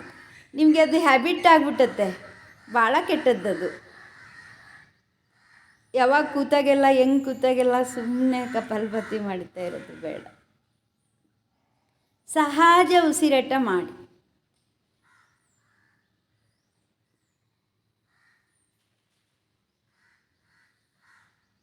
ನೀವೆಲ್ಲ ತುಂಬ ವರ್ಷದಿಂದ ಯೋಗ ಮಾಡ್ತಾ ಇರೋದ್ರಿಂದ ನಿಮಗೆ ಒಳ್ಳೆ ಶಕ್ತಿ ಇದೆ ಅಂತ ಅಂದ್ಕೊಂಡಿದ್ದೀನಿ. ಯಾರಿಗೂ ಆಯಾಸ ಆಗ್ತಿಲ್ಲಲ್ಲ? ಯಾರಿಗಾರು ಕೈ ಬಿಡಬೇಕು ಅನ್ನಿಸ್ತಿದೆಯಾ? ಸಾಕು ಅನ್ನಿಸ್ತಿದೆ ಅಲ್ವಾ? ಎಷ್ಟೊಂದು ಕೆಲಸ ನಡೆದಿದೆ ನೋಡಿ. ನೀವೇನು ಬೆಟ್ಟ ಹಿಡ್ಕೊಂಡು ನಿಂತಿದ್ದೀರಾ, ಆದರೂ ಕೂಡ ಸಾಕು ಅನಿಸುತ್ತಲ್ವಾ? ಅಂದರೆ ಅಷ್ಟೊಂದು ಕೆಲಸ ಹೃದಯಕ್ಕೆ ಅಷ್ಟೊಂದು ಕೆಲಸ ಸಿಗ್ತಾ ಇದೆ. ರಕ್ತ ಪರಿಚಲನೆ ಅಷ್ಟೊಂದು ಕೆಲಸ ಮಾಡ್ತಿದೆ ಅಂತ. ರಕ್ತ ಪರಿಚಲನಾಂಗದ ಮೇಲೆ ಇದು ಕೆಲಸ ಕೊಡುತ್ತೆ. ನಿಮ್ಮ ಪ್ರಾಣಶಕ್ತಿ ಎಷ್ಟು ಅನ್ನೋದನ್ನು ಪರೀಕ್ಷೆ ಮಾಡ್ಕೊಂಡಂಗೆ. Self testing. ಮೊದಲೇ ಟೆಸ್ಟ್ ಏನು? ನಿಮ್ಮ ನಾಭಿ, ಹೊಟ್ಟೆ ಹೇಗೆ ಚಲಿಸುತ್ತೆ ಅಂತ ನೋಡ್ಕೋಬೇಕು, ಮೊದಲನೇ ಪರೀಕ್ಷೆ. ಇದು ಎರಡನೇ ಪರೀಕ್ಷೆ. 11 ಉಸಿರುಗಳ ಕಾಲ, ದೀರ್ಘ ಉಸಿರುಗಳ ಕಾಲ ನಾನು ಅನಾಯಾಸವಾಗಿರೋಕ್ಕಾಗತ್ತಾ ಅಂತ ಪರೀಕ್ಷೆ ಮಾಡ್ಕೋಬೇಕು. ಆಗಿಲ್ಲ, ಪಟ್ಟಂತ ಕೈ ಬಿಡಬೇಕು ಅನಿಸುತ್ತೆ ಅಂದರೆ ಆವತ್ತು ನಾಷ್ಟ ಮಾಡೋದಿಲ್ಲ. ಅಕಸ್ಮಾತ್ ನೀವೇನಾದ್ರು ತಿಂದರೆ ಸಾಲಿಡ್ ಅಂದರೆ ದ್ರವ ಆಹಾರ ತೊಗೋಬೋದು. ಗಟ್ಟಿ ಆಹಾರ ಏನಾದ್ರು ತೊಗೊಂಡ್ರೆ ನೀವು ಅದನ್ನು ತಿನ್ನಲ್ಲ, ಅದೇ ನಿಮ್ಮನ್ನು ತಿಂತದೆ. ಹಂಗಾಗಬೇಕಾ? ಅದು ನಮ್ಮನ್ನು ತಿನ್ನೋದ್ರಿಂದ ನಮಗೆ ಪಿತ್ತ, ಗ್ಯಾಸ್ಟ್ರಿಕ್ಕು, ಹೌದಾ, ಸಂದು ಕೀಲು ನೋವುಗಳು ಎಲ್ಲ ಬರ್ತದೆ, ಮನಸ್ಸಿನಲ್ಲಿ ಅಸಮಾಧಾನ ಎಲ್ಲ ಬರ್ತದೆ. ನಾವು ಅದನ್ನು ತಿನ್ನಬೇಕು ಅಂದರೆ ನಮ್ಮ ಪ್ರಾಣಶಕ್ತಿ ಚೆನ್ನಾಗಿರಬೇಕು. ಇದರಿಂದ ರೂಪಿಸ್ಕೊಳ್ತೀವಿ ನಾವು ಪ್ರಾಣಮಯ ಕೋಶವನ್ನು ರೂಪಿಸ್ಕೊಳ್ತೀವಿ, ಪ್ರಾಣ ಪೀಠಿಕೆಯನ್ನು ರೂಪಿಸ್ಕೊಳ್ತೀವಿ. ಯೋಗ ಪದ್ಧತಿಯ ಉಸಿರಾಟದಿಂದ ನಮ್ಮ ಸುತ್ತಲೂ 4 ಬೆರಳುಗಳ ಅಂತರದಲ್ಲಿ ನಮ್ಮದೇ ಆದ ಒಂದು ಪ್ರಾಣಪೀಠಿಕೆಯನ್ನು ರೂಪಿಸಿಕೊಳ್ಳುತ್ತೇವೆ. ಈಗ ದೇವಸ್ಥಾನಗಳಲ್ಲಿ ಲಿಂಗು ಇರುತ್ತೆ ಗೊತ್ತಾ? ಈಶ್ವರ ಲಿಂಗು ಹಿಂಗೆ ಇರ್ತದಲ್ಲ, ಹೌದು, ಅದು ನಮ್ಮದೇ ಆದ ಪ್ರಾಣಪೀಠಿಕೆ. ಅದು ಶಂಕರನಿಗೆ ಸಂಬಂಧಿಸಿದ್ದು ಅಂತ ನಾವು ಹೇಳ್ತೀವಿ. ಆದರೆ ಅವನು ರೂಪಿಸ್ಕೊಂಡಿದ್ದಾನೆ, ಅವನದ್ದದು. ನಾವು ರೂಪಿಸ್ಕೊಂಡ್ರೆ ನಮ್ಮದು. ಅದು ಹೇಗೆ ರೂಪಿಸ್ಕೊಳ್ಬೇಕು ಅಂತ ನಾನು ಹೇಳ್ತಿದ್ದೀನಿ. ಈಗ ಇಷ್ಟಲಿಂಗದಲ್ಲಿ ಪ್ರಾಣಪೀಠಿಕೆ ಇರ್ತದೆ ಗೊತ್ತಾ? ಅದೇ ಈಗ ಈ ಪ್ರಾಣಕ್ಕೆ ಊರ್ಧ್ವಗತಿಯನ್ನು ಕೊಟ್ಟು ವಿಶಾಲಗತಿ ಮತ್ತು ಸಮತ್ವಕ್ಕೆ ತಕೊಂಡು ಬಂದಾಗ, ಯೋಗ ಪದ್ಧತಿಯ ಉಸಿರಾಟವನ್ನು ಮಾಡಿದಾಗ ನಮ್ಮ ದೇಹದ ಸುತ್ತಲೂ ದೇಹದ ಆಕಾರದಲ್ಲಿಯೇ 4 ಬೆರಳುಗಳ ಅಂತರದಲ್ಲಿ ನಮ್ಮದೇ ಆದ ಪ್ರಾಣಪೀಠಿಕೆಯೊಂದು ರೂಪುಗೊಳ್ಳುವುದು. ಇದಕ್ಕೆ ಗುರು ಅಂತ ಕರೀತಾರೆ. ಐಡಿಯಾ ಬಂತಾ? ಏನಾದ್ರು ಪ್ರಶ್ನೆಗಳಿದೆಯಾ? ಅಂದರೆ ನಮ್ಮ ಶರೀರದೊಳಗೆ ಗುರುತತ್ವವನ್ನು ಹೇಗೆ ಒಳಗೆ ಮಾಡಿಕೊಳ್ಳುವುದು, ನಮ್ಮೊಳಗೆ ಗುರುತತ್ವವನ್ನು ಹೇಗೆ ಕಂಡುಕೊಳ್ಳುವುದು, ಒಂದು ಐಡಿಯಾ ಕೊಡ್ತಾ ಇದ್ದೀನಿ ನಿಮಗೆ. ಯಾರು ಶಿವಯೋಗ ಮಾಡ್ತೀನಿ ಅಂತೀರಿ ಅವರಿಗೆ ಇದರಿಂದ ಸ್ವಲ್ಪ ಶಕ್ತಿ ಬರುತ್ತೆ. ಅಂದರೆ ಸ್ವತಂತ್ರ, ಯಾರದ್ದು ಹಂಗಿಲ್ಲ ಅನ್ನೋ ಭಾವನೆ ಬರುತ್ತೆ ಅಂತ. ಅದ್ಯಾಕೆ ಮಾಡಬೇಕು, ಇದ್ಯಾಕೆ ಮಾಡಬೇಕು? ಯಾರದ್ದು ಏನೂ ಮಾಡ್ತಿಲ್ಲ, ನಾವು ನಮ್ಮನ್ನೇ ನಾವು ಪೂಜೆ ಮಾಡಿಕೊಳ್ಳುವುದು. ಲಿಂಗ ಪೂಜೆ ಅಂದ್ರೇನು?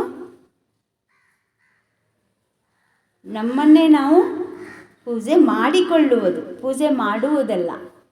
ದೇವಸ್ಥಾನದಲ್ಲಿ ಇರೋ ಲಿಂಗಕ್ಕೆ ನಾವು ಪೂಜೆ ಮಾಡ್ತೀವಿ ಅಲ್ವಾ? ಇಲ್ಲಿ ಇಷ್ಟಲಿಂಗಧಾರಿ ತನ್ನ ಪೂಜೆಯನ್ನು ತಾನೇ ಮಾಡಿಕೊಳ್ಳುತ್ತಾನೆ. ಮಾಡಿಕೊಳ್ಬೇಕಾದ್ರೆ ಅದು ಒಳಗಿರಬೇಕು, ಗುರು ಒಳಗಾಗಬೇಕು. ಗುರು ಹೇಗೆ ಒಳಗೆ ಮಾಡಿಕೊಳ್ಬೇಕು ಅನ್ನೋದಕ್ಕೆ ನಾನು ಈ ವಿಭಾಗೀಯ ಉಸಿರಾಟ ಮತ್ತು ಯೋಗ ಪದ್ಧತಿಯ ಉಸಿರಾಟ ಇನ್ನೊಂದು ಸ್ವಲ್ಪ ಹೇಳ್ತೀನಿ ನಿಮಗೆ. ಇದು ಪೂರ್ಣ ಆಗೋದು ಯಾವಾಗ ಅಂತಂದರೆ ನಮಸ್ಕಾರದಿಂದ. ಗುರುವಿಗೇನು ಬೇಕು? ನಮಸ್ಕಾರ ಅಷ್ಟೇ, ಬೇರೆ ಏನೂ ಬೇಡೋದಿಲ್ಲ. ಹಾಗೆ ನಮನಶೀಲತೆ ಅಭ್ಯಾಸ ಸ್ವಲ್ಪ ಮಾಡೋಣ. ಈಗ ಯೋಗ ಪದ್ಧತಿಯ ಉಸಿರಾಟದ ಸ್ಥಿತಿಗೆ ಬನ್ನಿ. 3 ಬಾರಿ ಯೋಗ ಪದ್ಧತಿಯ ಉಸಿರಾಟ ಮಾಡಿ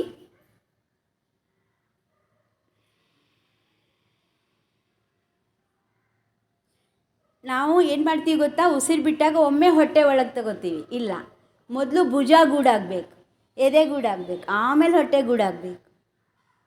ಉಸಿರು ತಗೋಬೇಕಾದ್ರೆ ನಾವು ಈ ಭಾಗ ಹಿಗ್ಗಿಸ್ತೀವಿ ಮೊದಲು, ಹಂಗಾಗಬಾರ್ದು. ಹೊಟ್ಟೆ ಭಾಗ ಮೊದಲು ಹಿಗ್ಬೇಕು, ಆಮೇಲೆ ಎದೆ ಭಾಗ ಹಿಗ್ಬೇಕು, ಆಮೇಲೆ ಭುಜ ಹಿಗ್ಬೇಕು. ಗಮನಕ್ಕೆ ಬಂತಾ? 3 ಬಾರಿ ಉಸಿರಾಡಿಸಿ. ಇದು ಬಹಳ ಸರಳ ಅನಿಸಿದರೂ ಕೂಡ ಬಹಳ ಗಹನತಮವಾದ ಒಂದು ರಹಸ್ಯವನ್ನು ನಿಮಗೆ ಬಿಟ್ಕೊಡ್ತತೆ. ನಿಮಗೆ ಪೂರ್ಣ ಸ್ವಾತಂತ್ರ್ಯದ ಅನುಭವವನ್ನು ತಂದುಕೊಡ್ತತೆ. ನಿಮ್ಗೆ ಇಷ್ಟು ದಿನ ನೀವು ಸಿಡಿ ಪಿಡಿ ಮಾಡೋದು, ಸಣ್ಣ ಪುಟ್ಟದಕ್ಕೆಲ್ಲ ಬೇಸರ ಮಾಡ್ಕೊಳ್ಳೋದು, ಆಮೇಲೆ ಮಾತಿಗೆ ಮಾತು ಏನಾದರೂ ಅಂದು ಜಗಳ ಮಾಡೋದು, ಅವೆಲ್ಲ ಬಿಟ್ಟು ಹೋಗ್ತವೆ ನೋಡ್ರಿ.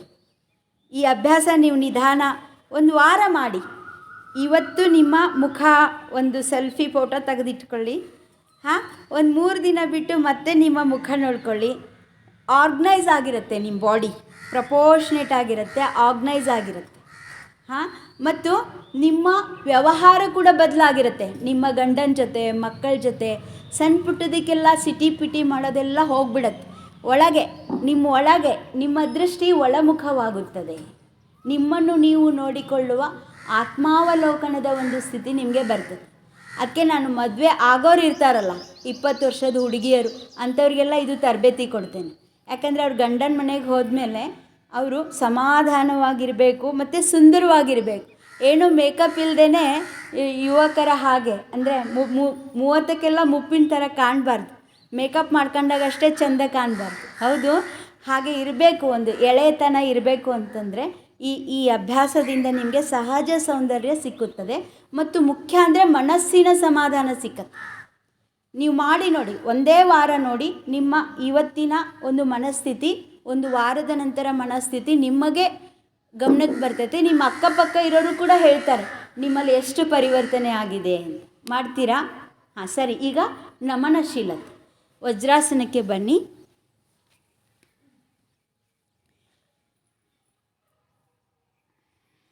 ಹೊಟ್ಟೆ ತುಂಬ ಉಸಿರು ತಕ್ಕೊಳ್ಳಿ. ಉಸಿರನ್ನು ಹೊರಗೆ ಹಾಕ್ತಾ ಹಣೆಯನ್ನು ನೆಲಕ್ಕೆ ತಾಕಿಸ್ಬೇಕು. ನಿಧಾನವಾಗಿ ಉಸಿರನ್ನು ಹೊರಗೆ ಹಾಕ್ತಾ ಹಣೆಯನ್ನು ನೆಲಕ್ಕೆ ತಾಕಿಸ್ಬೇಕು. ಯಾರಿಗೆ ಆಗಲ್ಲ, ಹೃದಯ ಸಮಸ್ಯೆ ಇರೋರು ಸ್ವಲ್ಪ ಇಷ್ಟು ಮಟ್ಟಕ್ಕೆ ಬಂದರೂ ಸಾಕು, ತುಂಬ ಹಣೆಯನ್ನು ನೆಲಕ್ಕೆ ಹಚ್ಚಬೇಕಾಗಿಲ್ಲ. ಯಾರಿಗೆ ಹೃದಯ ಸಮಸ್ಯೆ ಇದೆ ಅವರು, ತುಂಬ ಬೊಜ್ಜಿದೆ ಅವರು, ಇಷ್ಟೇ ಬಾಗಿದ್ರೂ ಸಾಕು.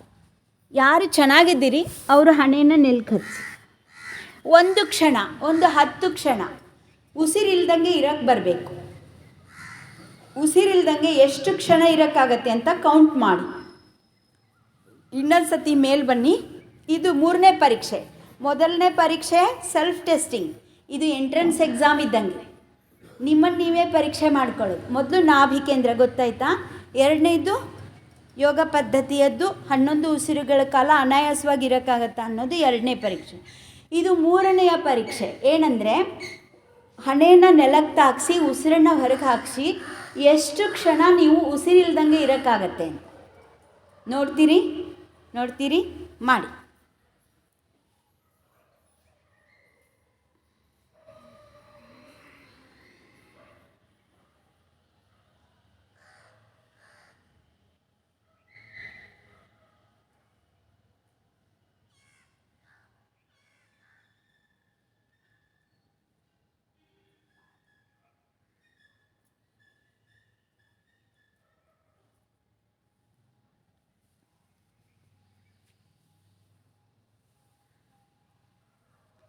ನೋಡಿ, ನಿಮಗೆ ಒಂದು 10 ಸೆಕೆಂಡಾರು ಇರೋಕ್ಕೆ ಬರಬೇಕು. ಕನಿಷ್ಠ 10 ಸೆಕೆಂಡಾರು ಇದ್ದರೂ ನಿಮ್ಮ ದೇಹ ಶುದ್ಧಿ ಇದೆ ಅಂತ ಅರ್ಥ. ನಿಮಗೆ ಒಂದು 30 ಸೆಕೆಂಡ್ ಇರೋಕ್ಕೆ ಬಂದರೆ ನಿಮ್ಮ ಪ್ರಾಣ ಶುದ್ಧಿ ಇದೆ ಅಂತ ಅರ್ಥ. ಒಂದು 60 ಸೆಕೆಂಡ್ ಇರೋಕ್ಕೆ ಬಂದರೆ ನಿಮ್ಮ ಮನಸ್ಸು ಕೂಡ ಶುದ್ಧವಾಗಿದೆ ಅಂತ ಅರ್ಥ. ದೇಹ, ಪ್ರಾಣ, ಮನಸ್ಸು 3 ಶುದ್ಧವಾಗಿದ್ದರೆ ಮಾತ್ರ ನೀವು ಅಡ್ವಾನ್ಸ್ ಯೋಗ ಮಾಡ್ಬೋದು. ಇದೆಲ್ಲ ಕಪಾಲಭಾತಿ, ಅನುಲೋಮ ಇವೆಲ್ಲ ಯೋಗ ಕ್ರಿಯೆಯಲ್ಲಿ ಬರ್ತವೆ, ಹೌದಾ? ಅವೆಲ್ಲ ಅಡ್ವಾನ್ಸ್ ಯೋಗನೇ, ಅಷ್ಟೇನು ಸುಲಭ ಅಂತ ತಿಳ್ಕೊಬೇಡಿ ಯೋಗ ಅನ್ನೋದು.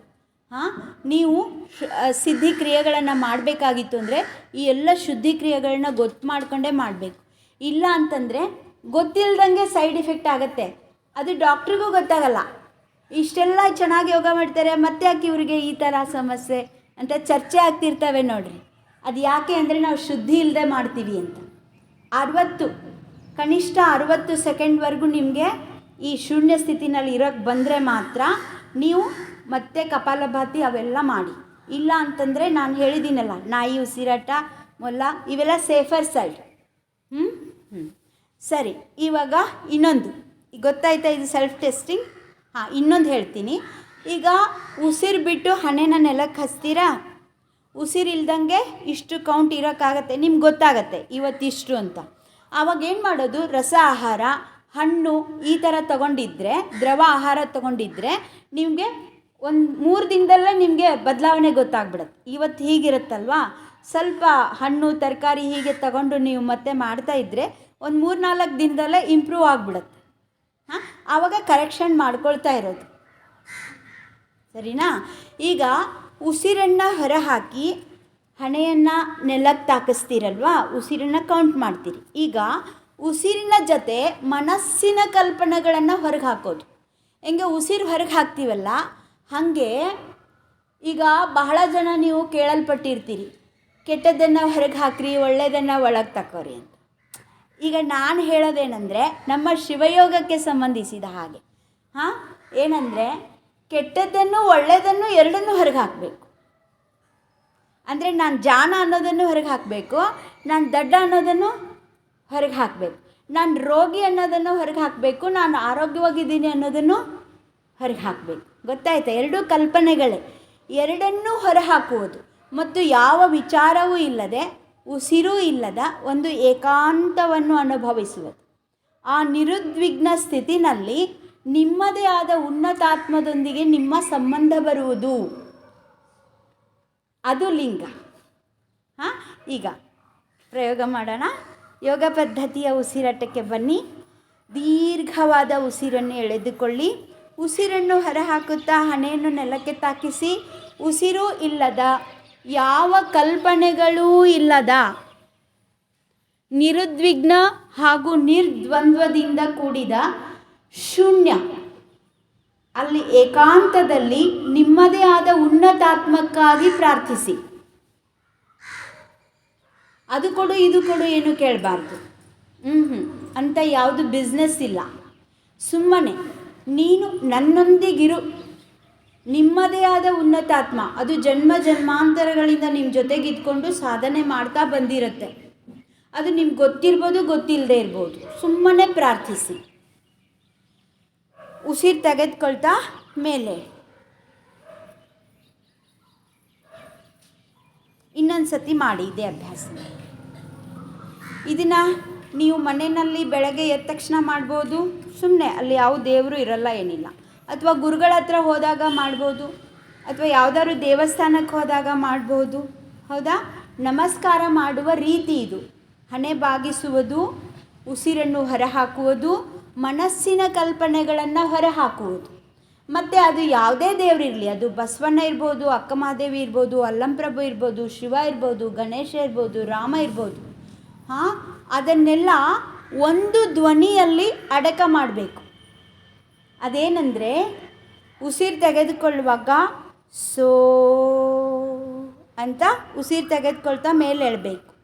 ಆಮೇಲೆ ಹಮ್ ಅಂತ ಉಸಿರು ಬಿಡ್ತಾ ಎದೆ ಹತ್ತಿರ ಕೈಗಳನ್ನು ತಗೊಂಬರಬೇಕು.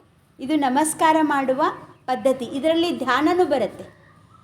ಆಸನ, ಪ್ರಾಣಾಯಾಮ, ಧ್ಯಾನ 3 ಇನ್ಬಿಲ್ಟ್ ಆಯಿತು. ಈಗ ನಾವು ಗುರುತತ್ವದಿಂದ ಎಲ್ಲಿಗೆ ಬರ್ತಾ ಇದ್ದೀವಿ? ಲಿಂಗತತ್ವವನ್ನು ಹೇಗೆ ನಮ್ಮ ದೇಹದ ಒಳಗೆ ಮಾಡಿಕೊಳ್ಳುವುದು, ಕಾಯದೊಳಗೆ ಮಾಡಿಕೊಳ್ಳುವುದು ಅನ್ನೋದನ್ನು ಅಭ್ಯಾಸ ಮಾಡ್ತಾಯಿದ್ದೀವಿ. ಈಗ ಒಂದು ಸತಿ ನಿಮ್ಮಷ್ಟಕ್ಕೆ ನೀವೇ ಮಾಡಿ. ಹಣೆಯನ್ನು ನೆಲಕ್ಕೆ ತಾಗಿಸಿ ಉಸಿರಿನೊಂದಿಗೆ ಮನಸ್ಸಿನ ಕಲ್ಪನೆಗಳನ್ನೆಲ್ಲ ಹೊರಹಾಕಿ, ಉಸಿರು ಇಲ್ಲದ, ವಿಚಾರವೂ ಇಲ್ಲದ ಏಕಾಂತದಲ್ಲಿ ಶೂನ್ಯ. ಆ ಶೂನ್ಯದಲ್ಲಿ ನಿಮ್ಮದೇ ಆದ ಉನ್ನತಾತ್ಮದೊಂದಿಗೆ ಸಂಬಂಧಿಸಿಕೊಳ್ಳಿ. ಭಾವಿಸಿ, ಉನ್ನತಾತ್ಮಕ್ಕಾಗಿ ಪ್ರಾರ್ಥಿಸಿ. ನೀವೇನಾದ್ರು ಮದುವೆ ಇದ್ದರೆ ಯಾರು ಹಿರಿಯರ ಹತ್ರ ಹೋಗಿ ನೀವೇನು ಆಯರ್ ಕೊಡಬೇಡ್ರಿ, ಸುಮ್ಮನೆ ಬಂದು ನಮ್ಮ ಜೊತೆಗಿದ್ರೆ ಸಾಕು ಅನ್ನಲ್ಲೇನ್ರಿ? ಹಾಗೆ ಇದು ಕೂಡ ನಿಮ್ಮದೇ ಆದ ಉನ್ನತಾತ್ಮಕ್ಕಾಗಿ ನೀನು ನನ್ನೊಂದಿಗಿರು ಅಂತ ಪ್ರಾರ್ಥಿಸಬೇಕು.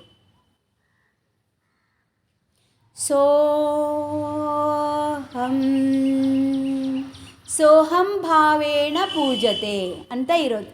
ನಾವು ಯಾವುದೇ ದೇವರನ್ನು ಹೇಗೆ ಪೂಜೆ ಮಾಡಬೇಕು? ಆ ನಾಮರೂಪಗಳು ಏನೇ ಇರಲಿ, ನಾವು ಅದನ್ನೆಲ್ಲ ಯಾವುದರಲ್ಲಿ ಅಡಕ ಮಾಡ್ಕೋಬೇಕು? ಸೋಹಂ ಧ್ವನಿಯಲ್ಲಿ ಅಡಕ ಮಾಡಿಕೊಳ್ಬೇಕು. ಆ ಭಾವದಲ್ಲಿ ಪೂಜಿಸಬೇಕು ಅಂತ. ಸರಿ, ಹೀಗೆ ಸೋ ಅಂತ ಮೇಲೆದ್ದು ಹಂ, ಉಸಿರು ಬಿಡುವಾಗ ಹಂ, ಬಾಗಿದ ತಲೆ ಮುಗಿದ ಕೈಯಾಗಿ ಹಾಗೆ ಕೂತ್ಕೊಳ್ಳಿ. ಉಸಿರಾಟದ ಜೊತೆಗೆ ಉಸಿರು ತೆಗೆದುಕೊಳ್ಳುವಾಗ ಸೋ, ಉಸಿರು ಹೊರಹಾಕುವಾಗ ಹಂ. ಹಾಗೆ ಒಂದಿಷ್ಟು ಹೊತ್ತು ಹಾಗೆ ಕೂತ್ಕೊಳ್ಳಿ. ಇಡೀ ದಿನ ಬಾಗಿದ ತಲೆ ಮುಗಿದ ಕೈಯಾಗಿರುವುದು ಎನಗಿದೇ ದಿವ್ಯ ಅಂತ ಬಸವಣ್ಣ ಹೇಳ್ತಾರೆ. ಎನಗಿಂತ ಕಿರಿಯರಿಲ್ಲ, ಶಿವಭಕ್ತರಿಗಿಂತ ಹಿರಿಯರಿಲ್ಲ. ಬಾಗಿದ ತಲೆ ಮುಗಿದ ಕೈಯಾಗಿರಿಸು. ನಿಮ್ಮ ಪಾದ ಸಾಕ್ಷಿ, ಎನ್ನ ಮನಸ್ಸಾಕ್ಷಿ. ಅಂದರೆ ನಾವು ಕೈ ಮುಗ್ದಿದ್ದನ್ನು ಇನ್ನೊಬ್ಬರು ನೋಡಬೇಕಂತೇನಿಲ್ಲ. ಅದು ನಿಮ್ಮ ಪಾದ ಸಾಕ್ಷಿ, ನನ್ನ ಮನಸ್ಸಾಕ್ಷಿ. ಯಾರಾದರೂ ಎದುರುಗಡೆ ಬಂದರೆ ಸುಮ್ಮನೆ ಬಾಗಿದ ತಲೆ ಮುಗಿದ ಕೈಯಾಗಿ ಒಂದು ಕ್ಷಣ ನಿಂತು ಹೋಗಬೇಕು. ಅವರು ನೋಡಬೇಕಂತೇನಿಲ್ಲ. ನಾವು ಓದೋಕ್ಕೆ ಕೂತಾಗ ಏನಾದ್ರು ಓದ್ತೀವಿ, ಬಾಗಿದ ತಲೆ ಮುಗಿದ ಕೈಯಾಗಿ ಓದೋಕ್ಕೆ ಶುರು ಮಾಡಬೇಕು. ಯಾರಾದರೂ ಗುರುಗಳಿದ್ದಾರೆ, ಅವ್ರು ನೋಡಬೇಕಂತೇನಿಲ್ಲ. ಬಾಗಿದ ತಲೆ ಮುಗಿದ ಕೈಯಾಗಿ ನಾವು ಅಧ್ಯಯನ ಶುರು ಮಾಡಬೇಕು. ಮತ್ತು ಯಾರಾದರೂ ನಮ್ಗೆ ತಟ್ಟೆ ಹಚ್ಚಿ ಕೊಡ್ತಾರೆ, ಸುಮ್ಮನೆ ತಕ್ಕೋಬಾರ್ದು. ಬಾಗಿದ ತಲೆ ಮುಗಿದ ಕೈಯಾಗಿ ತಗೊಳ್ಬೇಕು. ಭಿಕ್ಷುಕನೇ ಆಗಿರಲಿ, ನಾವೇನಾದ್ರು ಕೊಡ್ತೀವಿ ಅಂದರೆ ಕೊಟ್ಟುಬಿಟ್ಟು ಬಾಗಿದ ತಲೆ ಮುಗಿದ ಕೈ ಆಗಬೇಕು. ಯಾಕಂದರೆ ಹಾಗೆ ನಾವು ಬಾಗಿದ ತಲೆ ಮುಗಿದ ಕೈ ಆಗದೇ ನಾವು ಏನಾದರೂ ವ್ಯವಹಾರ ಮಾಡಿದರೆ ಅದು ಏನಾಗುತ್ತೆ? ಪ್ರಾಕೃತಿಕ ಸಂಬಂಧ ಬರುತ್ತೆ, ಋಣ ಸಂಬಂಧಗಳು ಬರ್ತವೆ. ಋಣ ಸಂಬಂಧ ಬರಬೇಕಾ? ಜ್ಞಾನ ಸಂಬಂಧ ಬರಬೇಕಾ? ಜ್ಞಾನ ಸಂಬಂಧ ಬರಬೇಕು ಅಲ್ಲೇನ್ರಿ? ಅಲ್ಲಿಂದ ಅಲ್ಲಲ್ಲಿಗೆ ನಾವು ಋಣಮುಕ್ತ ಆಗ್ತಾ ಇರಬೇಕು, ನಾವು ಜ್ಞಾನದಲ್ಲಿ ವಿಕಾಸ ಆಗ್ತಾ ಇರಬೇಕು ಅಂದರೆ ಇದು ಧರ್ಮ ಸಾಧನೆಯ ಮಾರ್ಗ. ಇದನ್ನು ಮಗುಗೂ ಹೇಳ್ಕೊಡಿ. ಮಗು ಮನೆಯಲ್ಲಿರ್ತತೆ, ಯಾರಾದರೂ ಬಂದ ತಕ್ಷಣ ಅಮ್ಮ ಯಾರೋ ಬಂದರು ಅಂತ ಓಡಿ ಹೋಗ್ತತೆ. ಹಂಗಾಗಬಾರ್ದು. ಒಂದು ಕ್ಷಣ ಶರಣು, ಇಷ್ಟು ಶರಣು ಬನ್ನಿ, ಇಷ್ಟು ಹೇಳಿಬಿಟ್ಟು ಮನೆ ಒಳಗೆ ಹೋದರೆ ಅದು ಅಷ್ಟು ಧರ್ಮ ಸಂಪಾದನೆ. ದಾರಿನಲ್ಲಿ ಹೋಗಬೇಕಾದ್ರೆ, ಶಾಲೆಯಲ್ಲಿ ಕೂತ್ಕೊಂಡಾಗ, ಆಮೇಲೆ ಮಲ್ಕೊಳ್ಳೋಕ್ಕಿಂತ ಮುಂಚೆ, ಎದ್ದ ತಕ್ಷಣ, ಹೌದಾ, ಒಟ್ಟು ಇಡೀ ದಿನ ಎಷ್ಟು ನಿಮಿಷ ನೀವು ಬಾಗಿದ ತಲೆ ಮುಗಿದ ಕೈಯಾಗಿರಬೇಕು? 12 ನಿಮಿಷ ಆಗಬೇಕು. ಅದಕ್ಕೆ ಇಷ್ಟಲಿಂಗ ಅಂದರೆ ಅದೇನೇ ಬಾಗುವುದು. ಅದು ಬಾಗಿದ ತಲೆ ಮುಗಿದ ಕೈಯಾಗಿರೋದನ್ನೇ ಇಷ್ಟಲಿಂಗ ನಿರೀಕ್ಷಣೆ. ಎಷ್ಟು ನಿಮಿಷ ಆಗಬೇಕು ಇಷ್ಟಲಿಂಗ ನಿರೀಕ್ಷಣೆ ಒಂದು ದಿನದಲ್ಲಿ? ಕನಿಷ್ಠ 12 ನಿಮಿಷ. ಅದು ನಮ್ಮ ಬ್ರೈನನ್ನು ಆರ್ಗನೈಸ್ ಮಾಡುತ್ತೆ. ನೋಡಿ, ಬೇಕಾದ್ರೆ ಈ ಕೈ ಮುಗಿತೀರಲ್ಲ, ಇದು ನೇರ ನಮ್ಮ ಮಿದುಳಿಗೆ ಸಂಬಂಧಿಸಿದೆ. ಮೃದುವಾದ ಈ ಹಿತವಾದ ಸ್ಪರ್ಶ ಇದೆಯಲ್ಲ, ಆ ಒತ್ತಡ ಇದೆಯಲ್ಲ, ನಮ್ಮ ಮಿದುಳನ್ನು ಆರ್ಗನೈಸ್ ಮಾಡುತ್ತೆ ಅಂತ. ಮೆಮರಿ ಹೆಚ್ಚಾಗತ್ತೆ. ಇದು ಮಕ್ಕಳಿಂದ ಮುದುಕರವರೆಗೂ ಎಲ್ಲರಿಗೂ ಅಪ್ಲೈ ಮಾಡ್ಬೋದು. ಇದು ಲಿಂಗ ಸಂಬಂಧ, ಗುರುತತ್ವ, ಹೌದು, ಪ್ರಾಣಪೀಠಿಕೆ. ಆಮೇಲೆ ಅಂದರೆ ಪ್ರಕಾಶ ಅಂತ. ಪ್ರಾಣಪೀಠಿಕೆ ಅಂದರೆ ಪ್ರಕಾಶ. ಗುರು ಅಂದರೆ ಏನು? ಬೆಳಕು, ಪ್ರಕಾಶ. ಪ್ರಾಣ ಅಂದರೆ ಅದು ಪ್ರಕಾಶ ಅಂತ. ನಮ್ಮ ಸುತ್ತಮುತ್ತಲು ಇರುವಂಥ ಒಂದು ಆರ ಅಂತ ಹೇಳ್ತೀವಿ ನಾವು, ಸರಿನಾ? ಆ ಆರ ದೇಹದಿಂದ ಭಿನ್ನವಾಗಿದೆ. ಇದು ಗುರುತತ್ವ. ದೇಹ ಅಂದ್ರೇ ಕತ್ತಲು, ದೇವ ಅಂದರೆ ಬೆಳಕು, ಹೌದಾ? ಹಾಂ. ಅರಿವು, ಗುರು ಅಂದ್ರೇನು? ಅರಿವು. ಯಾವುದರ ಅರಿವು? ನಾನು ದೇಹದಿಂದ ಭಿನ್ನವಾಗಿದ್ದೇನೆ, ಇದೇ ಅರಿವು. ಆ ಅರಿವೇ ಗುರು. ಅದನ್ನು ಇದು ಪ್ರಾಣಪೀಠಿಕೆ ನಮಗೆ ಹೇಳ್ತದೆ, ಹೌದಾ? ಹಾಂ. ಆ ಪ್ರಕಾಶ ಎಲ್ಲಿ ಸುರಕ್ಷಿತವಾಗಿದೆ? ಈಗ ಸೂರ್ಯನ ಪ್ರಕಾಶ, ಸೂರ್ಯನ ಕಿರಣ ಸೂರ್ಯನಲ್ಲಿ ಸುರಕ್ಷಿತವಾಗಿದೆಯೋ, ಅಥವಾ ಅದು ಬೆಳಗ್ತಾ ಇರೋ ಹಸಿರು ಎಲೆಗಳಲ್ಲಿ, ಹಣ್ಣು ಹೂಗಳಲ್ಲಿ ಸುರಕ್ಷಿತವಾಗಿದೆಯೋ? ಸೂರ್ಯನಲ್ಲಿ, ಹೌದು. ಹಣ್ಣು ಹೂವು ಪ್ರಕೃತಿ ವೈವಿಧ್ಯದಲ್ಲಿ ಗುರುತಿಸ್ಕೊಂಡು ಬಿಟ್ಟರೆ ಅದೇನಾಗುತ್ತೆ? ಸೋರಿ ಹೋಗಿಬಿಡ್ತತೆ. ಆ ಹೂ ಬಡ್ದಾಗ ಅದು ಬಿದ್ದು ಹೋಗಿಬಿಡ್ತತೆ. ಅದಕ್ಕೆ ಸೂರ್ಯನಿಗೂ ನಾವು ಅಸ್ತಮಾನದ ಆರೋಪ ಮಾಡ್ತೀವಿ. ಹಾಗೆ ನಮಗೂ ಕೂಡ ಸಾವು ಹುಟ್ಟುಗಳ ಆರೋಪ ಆಗಿರೋದು ಯಾಕೆ ಅಂದರೆ ನಾವು ಈ ದೇಹದ ಚಲನೆಯ ಜೊತೆಗೆ ಸಂಬಂಧಿಸಿಕೊಳ್ಳುವುದರಿಂದ, ಬದಲಾವಣೆಯ ಜೊತೆಗೆ ಸಂಬಂಧಿಸಿಕೊಳ್ಳುವುದರಿಂದ. ಹಾಗಾದರೆ ನಮ್ಮನ್ನು ನಾವು ದೇಹದಿಂದ ಗುರುತಿಸ್ಕೋಬೇಕೋ ಅಥವಾ ಆತ್ಮನಿಂದ ಗುರುತಿಸ್ಕೋಬೇಕೋ? ಹೌದು. ಹಾಂ. ಈ ಜ್ಯೋತಿ ಕಿರಣ ಇದೆಯಲ್ಲ, ಈ ಪ್ರಕಾಶ ಇದೆಯಲ್ಲ, ಅದು ನಮ್ಮ ಒಳಗಿರುವ ಅನಂತವಾದ ಚೇತನ ಶಕ್ತಿಯೊಂದಿಗೆ ಗುರುತಿಸಿಕೊಳ್ಳಬೇಕು, ಆ ಕಡೆ ಮುಖ ಮಾಡಬೇಕು. ಅದು ಏನು ಹೇಳುತ್ತೆ? ಈ ಲಿಂಗತತ್ವ ಏನು ಹೇಳುತ್ತೆ?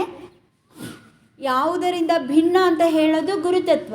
ನಾನು ಯಾರಿಂದ ಅಭಿನ್ನ ಅಂತ ಹೇಳೋದು ಲಿಂಗತತ್ವ. ಹೇಳಿ ನೋಡೋಣ. ನಾನು ದೇಹದಿಂದ ಭಿನ್ನ ಅಂತ ಅಂದ್ಕೊಳ್ಳೋದು ಹೇಳಿ. ನಾನು ದೇಹದಿಂದ ಭಿನ್ನ ಅಂತ ಅಂದ್ಕೊಳ್ಳೋ ಅರಿವೇ ಗುರು. ಹಾಂ. ನಾನು ಆತ್ಮನಿಂದ ಅಭಿನ್ನ ಅನ್ನೋ ಅನುಭವವೇ ಲಿಂಗ, ಹೌದಾ? ಈ ಪ್ರಾಣಪೀಠಿಕೆ ಇದು ಗುರು. ಇದೊಂದು ರೂಪ, ರೂಪವಲ್ಲದ ರೂಪ. ಇದಕ್ಕೇನಂತ ಹೇಳ್ತಾರೆ? ರೂಪವಲ್ಲದ ರೂಪ. ಹಾಂ. ಇನ್ನು ಲಿಂಗತತ್ವ ಸೋಹಂ, ಹೌದಾ? ಇದು ನಾಮವಲ್ಲದ ನಾಮ. ಗೊತ್ತಾಯ್ತಾ? ಲಿಂಗತತ್ವ, ಕಾಯದೊಳಗೆ ಗುರುತತ್ವ ಮತ್ತು ಲಿಂಗತತ್ವವನ್ನು ಹೇಗೆ ನಾನು ಆಯತ ಮಾಡಿಕೊಳ್ಳುವುದು.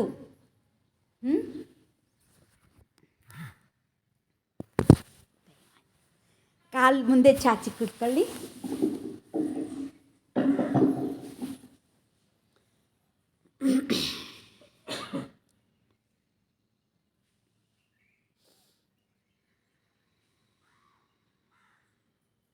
ಈಗ ದೇಹ ಮತ್ತು ಪ್ರಾಣದ ಜೊತೆಗೆ ನಮ್ಮ ಮನಸ್ಸು ಕೂಡ ಸ್ಥಿರ ಆಗಬೇಕು. ಅದಕ್ಕೋಸ್ಕರ ಕಾಲು ಬೆರಳಿನಿಂದ ನೆತ್ತಿಯವರೆಗಿನ ಎಲ್ಲ ಅಂಗಾಂಗಗಳಿಗೆ ಅವುಗಳ ಎಲ್ಲ ಸಾಧ್ಯತೆಯ ಚಲನೆಯನ್ನು ನೀಡುವುದು. ನೀವು ತುಂಬ ಪಳಗಿದವರಾಗಿರೋದ್ರಿಂದ ಕೈ ಕಾಲು ಎರಡನ್ನೂ ಒಟ್ಟಿಗೆ ಮಾಡ್ಕೊಂಡು ಹೋಗೋಣ. ಉಸಿರು ಬಿಡುವಾಗ ಮಡಿಸಿ ಕಾಲು ಬೆರಳು ಕೈ ಬೆರಳು, ಉಸಿರು ತಕ್ಕೊಳ್ಳುವಾಗ ಅಗಲಿಸಿ. ಉಸಿರಾಟದ ಜೊತೆಗೆ 3 ಬಾರಿ ನಿಧಾನವಾಗಿ ಮಾಡಿ, ಆಮೇಲೆ ವೇಗ ವೇಗ ವೇಗ. ಇದರಲ್ಲಿ ಭಸ್ತ್ರಿಕಾ ಬರುತ್ತೆ.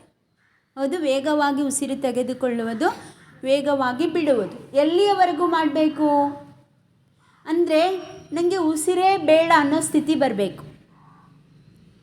ಉಸಿರೇ ಬೇಡ. 3 ಬಾರಿ ನಿಧಾನ, 20 ಬಾರಿ ವೇಗ ಮಾಡಿ. ಹೌದಾ? ಆವಾಗ ಏನು ಸ್ಥಿತಿ ಬರಬೇಕಂದ್ರೆ ನಿರ್ವಾತ ಸ್ಥಿತಿ. ಬಿಟ್ಟಿದ್ರೆ ಬಿಟ್ಟಂಗೆ ಇರಬೇಕು, ತಗೊಂಡಿದ್ರೆ ತಗೊಂಡಂಗೆ ಇರಬೇಕು. ಒಳಗಿಂದ ಹೊರಗೆ ಹಾಕಬೇಕು ಅನ್ನಿಸ್ಬಾರ್ದು, ಹೊರಗಿಂದ ಒಳಗೆ ತಗೋಬೇಕು ಅಂತ ಅವಸರ ಇರಬಾರ್ದು. ಆ ನಿರ್ವಾತ ಸ್ಥಿತಿಯನ್ನು ಅನುಭವಿಸುವುದು ಮಾಡಿ. 3 ಬಾರಿ ನಿಧಾನ, 20 ಬಾರಿ ವೇಗ.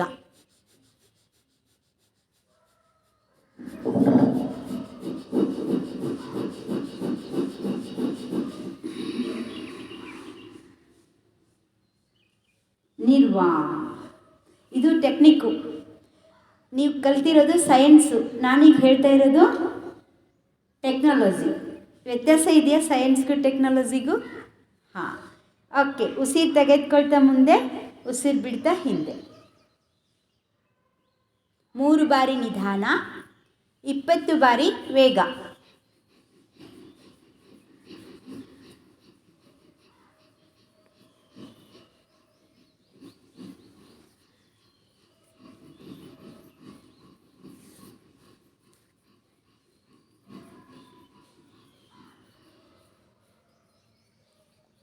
ನೆಕ್ಸ್ಟ್, ಕಾಲುಗಳನ್ನ ಅಗಲ ಮಾಡಿ ಉಸಿರು ಬಿಡುವಾಗ ಒಳಮಗ್ಗಲಿಗೆ ಕಾಲುಗಳನ್ನ ಅಗಲ ಮಾಡಿ. ನನ್ನ ಹಾಗೆ ಮಾಡಬೇಡಿ, ನನಗೇನೋ ಇಲ್ಲಿ ಕ್ಯಾಚ್ ಆಯಿತು. ಕಾಲು ಅಗಲ ಮಾಡಿ ಉಸಿರು ಬಿಡುವಾಗ ಒಳಮಗ್ಗಲಿಗೆ ಚಲಿಸಿ, ಉಸಿರು ಹೊರ ಹಾಕುವಾಗ ಹೊರಮಗ್ಗಲಿಗೆ. ನಿಧಾನವಾಗಿ ಉಸಿರು ಬಿಡುತ್ತಾ ಒಳಗೆ, ಉಸಿರು ತೆಗೆದುಕೊಳ್ಳುತ್ತಾ ಹೊರಗೆ. ವೇಗ ಹೆಚ್ಚಿಸಿ. ಉಸಿರು ಬಿಡುವಾಗ ಒಳಗೆ, ಉಸಿರು ತೆಗೆದುಕೊಳ್ಳುವಾಗ ಹೊರಗೆ. ವೇಗ ವೇಗ ಭಸ್ತ್ರಿಕಾ.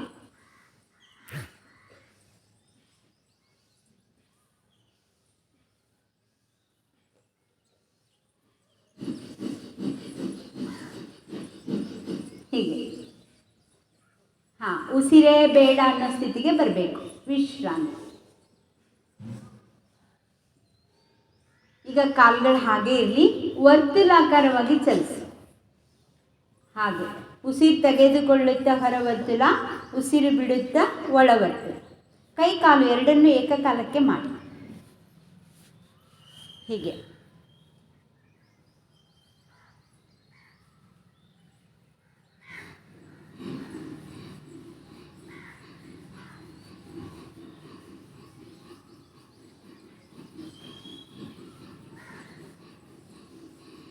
ರಿಲ್ಯಾಕ್ಸ್.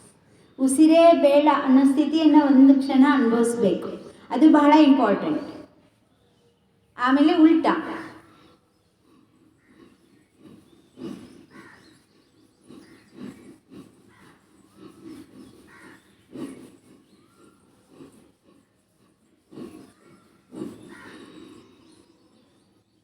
ಮೊದಲು 20 ಮಾಡೋಕ್ಕಾಗಿಲ್ಲ ಅಂದರೆ ಅಟ್ಲೀಸ್ಟ್ 10 ಮಾಡಿ. ಕಾಲುಗಳೆರಡನ್ನೂ ಸೇರಿಸಿ ವರ್ತುಲ. ಉಸಿರು ತೆಗೆದುಕೊಳ್ತಾ ಹೊರ ವರ್ತುಲ, ಉಸಿರು ಬಿಡ್ತಾ ಒಳ ವರ್ತುಲ. 3 ಬಾರಿ ನಿಧಾನ, 10 ಬಾರಿ ವೇಗ.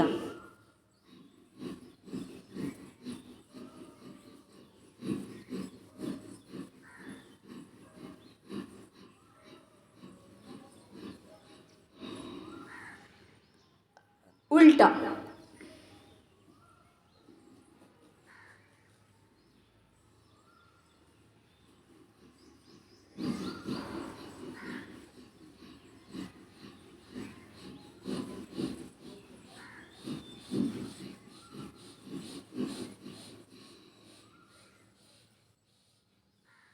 ಇಷ್ಟೊಂದು ವ್ಯಾಯಾಮ ಆಗುತ್ತಲ್ವಾ?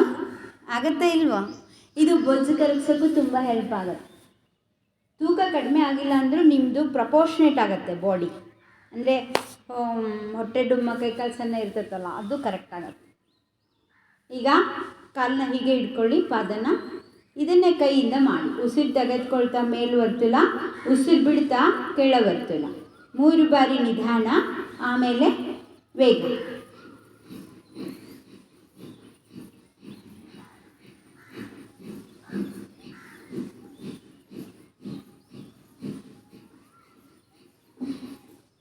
ಎಂಥದ್ದೇ ಮೈಕೈ ನೋವಿರಲಿ, ವೈರಲ್ ಇನ್ಫೆಕ್ಷನ್ಸ್ ಆಗಿರಲಿ, ಅಥವಾ ನೆಗಡಿ ಅಲರ್ಜಿಗಳಿರಲಿ, ಎಲ್ಲ ಬಿಟ್ಟು ಹೋಗುತ್ತೆ.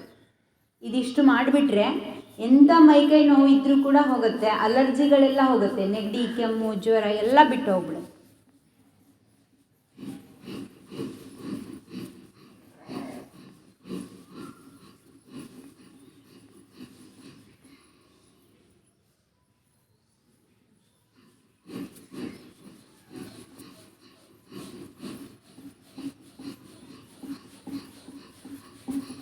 ಇದು ಆಸನನೂ ಬರುತ್ತೆ, ಪ್ರಾಣಾಯಾಮನೂ ಆಗ್ತೈತೆ, ಮತ್ತು ನಿರ್ವಾತದಲ್ಲಿ ಧ್ಯಾನ ಕೂಡ ಸಂಭವಿಸ್ತದೆ. 3 ಇನ್ಬಿಲ್ಟ್, ಪ್ರತ್ಯೇಕ ಮಾಡಬೇಕಾಗಿಲ್ಲ.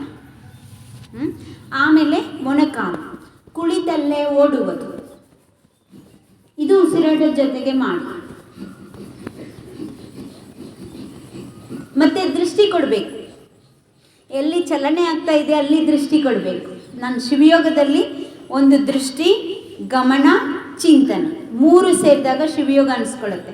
ಎಲ್ಲಿ ಚಲನೆ ನಡೀತಾ ಇದೆಯೋ ಅಲ್ಲಿ ದೃಷ್ಟಿ ಕೊಡಿ, ಉಸಿರಾಟದ ಕಡೆ ಗಮನ ಕೊಡಿ, ಮತ್ತು ಮನಸ್ಸಲ್ಲಿ ಚಿಂತನೆ ಅಂದರೆ ದೂಷಿತ ಗಾಳಿಯನ್ನು ಹೊರಗೆ ಹಾಕ್ತಾ ಇದ್ದೇನೆ, ಹೆಚ್ಚು ಹೆಚ್ಚು ಪ್ರಾಣವಾಯುವನ್ನು ಅದಕ್ಕೆ ಪೂರೈಸ್ತಾ ಇದ್ದೇನೆ, ಇದು ಚಿಂತನೆ. ಗೊತ್ತಾಯ್ತಾ? 3 ಸೇರಿದಾಗ ಅದು ಶಿವಯೋಗ ಅಂತ ಅನಿಸ್ಕೊಳ್ಳುತ್ತೆ.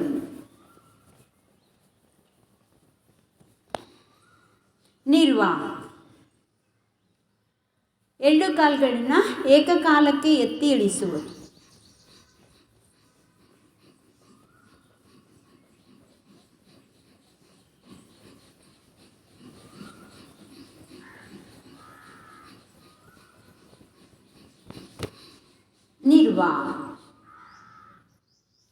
ನಿರ್ವಾತ ಯಾಕೆ ಅಂದರೆ ಆವಾಗ ನೀವೇನು ಹೇಳ್ತೀರೋ ಅದು ಕೇಳಿಸ್ಕೊಳ್ಳುತ್ತೆ. ನಿರ್ವಾತದಲ್ಲಿ ನಿಮ್ಮ ದೇಹದ ಭಾಗಕ್ಕೆ, ಆ ಸಂದುಗೆ ನೀವೇನು ಹೇಳ್ತೀರಲ್ಲ ಅದನ್ನದು ಕೇಳಿಸ್ಕೊಳ್ಳುತ್ತೆ. ಅದಕ್ಕೆ ಆ ನಿರ್ವಾತವನ್ನು ಅಭ್ಯಾಸ ಮಾಡಬೇಕು. ನೆಕ್ಸ್ಟ್, ತೊಡೆಗಳು. ಉಸಿರು ತೆಗೆದುಕೊಳ್ತಾ ಕೆಳಗೆ, ಉಸಿರು ಬಿಡ್ತಾ ಎದೆ ಹತ್ರ. ನಿಮ್ಮ ದೃಷ್ಟಿ ಯಾವ ಕಡೆಗಿರಬೇಕೀಗ? ತೊಡೆ. Very good, very good. ಗಮನ ಉಸಿರಾಟದ ಕಡೆಗೆ. ಆಮೇಲೆ ಚಿಂತನೆ, ಆ ತೊಡೆಯ ಭಾಗದ ದೂಷಿತ ಗಾಳಿಯನ್ನು ಹೊರಗೆ ಹಾಕ್ತಾ ಇದ್ದೇನೆ, ಹೆಚ್ಚು ಹೆಚ್ಚು ಪ್ರಾಣವಾಯುವನ್ನು ಪೂರೈಸ್ತಾ ಇದ್ದೇನೆ, ಇದು ಚಿಂತನೆ. ಈ 3ರ ಮೇಳವನ್ನು ನಾವು ಶಿವಯೋಗ ಅಂತ ಹೇಳ್ತೀವಿ. ಇಷ್ಟ, ಪ್ರಾಣ, ಭಾವ.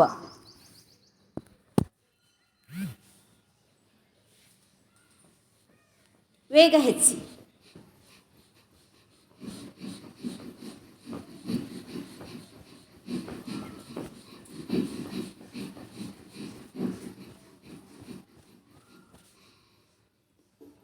ನಿರ್ವಾತ, ಒಂದು ಕ್ಷಣನಾದರೂ ನಿರ್ವಾತವನ್ನು ಅನುಭವಿಸ್ಲೇಬೇಕು. ಅಂದರೆ ಅದ್ರ ಫಲ ಸಿಕ್ಕಂಗೆ. ಅದು ನೀವು ಹಂಗೆ ಓಡೋಗ್ಬಿಟ್ರೆ ಫಲ ಇಲ್ಲದೇ ಓಡೋದು ಹಂಗೆ ಅಷ್ಟೇ. ಈ ಕಡೆ ಮೊದಲು ನಿಧಾನ 3 ಬಾರಿ ಉಸಿರು ಬಿಡಬೇಕು, ಎದೆ ಹತ್ರ ತಗೋಬೇಕು. ಉಸಿರು ತಗೊಳ್ಳುವಾಗ ಕೆಳಗೆ, ಇದು ಬಹಳ ಮುಖ್ಯವಾದದ್ದು. ವೇಗ ಹೆಚ್ಚಿಸಿ. ಒಬ್ಬರನ್ನು ನೋಡಿ ಒಬ್ಬರು ಮಾಡಬೇಡಿ. ನಿಮ್ಮ ಉಸಿರೇ ನಿಮಗೆ ಗುರು. ಹೌದಾ? ನಿಮ್ಮ ಉಸಿರಿನ ಶಕ್ತಿ ಎಷ್ಟೋ ಅಷ್ಟನ್ನು ಮಾತ್ರ ಮಾಡಿ. ಗುರುಗಳು ಅಷ್ಟು ಮಾಡ್ತಾರೆ ಅಂತ ನೀವು ಅಷ್ಟು ಮಾಡೋಕ್ಕೆ, ನಿಮಗೆ ನೀವೇ ಗುರು.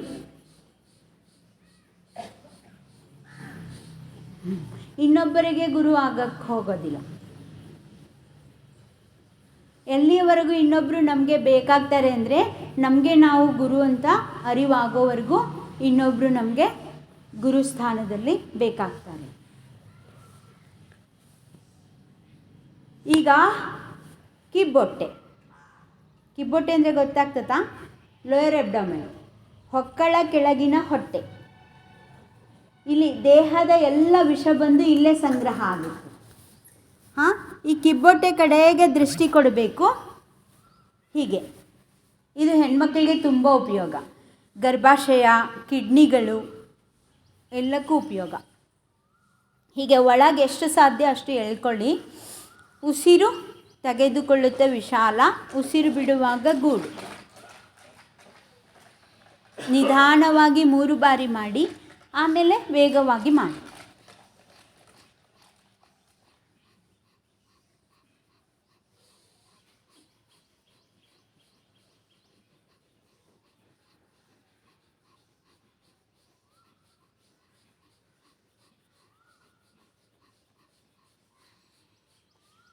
ವಿಶ್ರಾಂತಿ, ನಿರ್ವಾತ. ದೃಷ್ಟಿ ಎಲ್ಲಿ ಕೊಡಬೇಕೀಗ? ಕಿಬ್ಬೊಟ್ಟೆ. ಕಿಬ್ಬೊಟ್ಟೆ ಏನು ನಿಮಗೆಲ್ಲ ಕನ್ನಡ ತಿಳಿತತ್ತಾ? ಹಾಂ, ಕೈಗಳನ್ನು ಮೊಣಕಾಲ ಮೇಲೆ ಇರಿಸ್ಕೊಳ್ಳಿ. ಉಸಿರು ತೆಗೆದುಕೊಳ್ತಾ ವಿಶಾಲ, ಉಸಿರು ಬಿಟ್ಟ ಗೂಡು. ಇದೇ ಚಲನೆಯನ್ನು ಮಾಡಿ.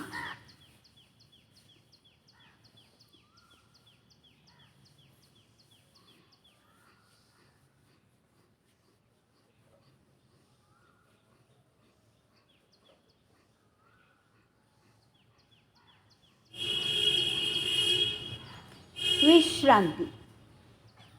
2 ಕೈಗಳನ್ನು ಹಿಂದಕ್ಕೆ ಊರಿ ಇದೇ ಚಲನೆಯನ್ನು ಮಾಡಿ. ಕಾಲು ಎಷ್ಟು ಹತ್ತಿರ ಇರುತ್ತೋ ಅಷ್ಟು ಇಫೆಕ್ಟ್ ಇರುತ್ತೆ. ಉಸಿರು ಬಿಡಿ, ಉಸಿರು ತಗೊಳ್ಳಿ.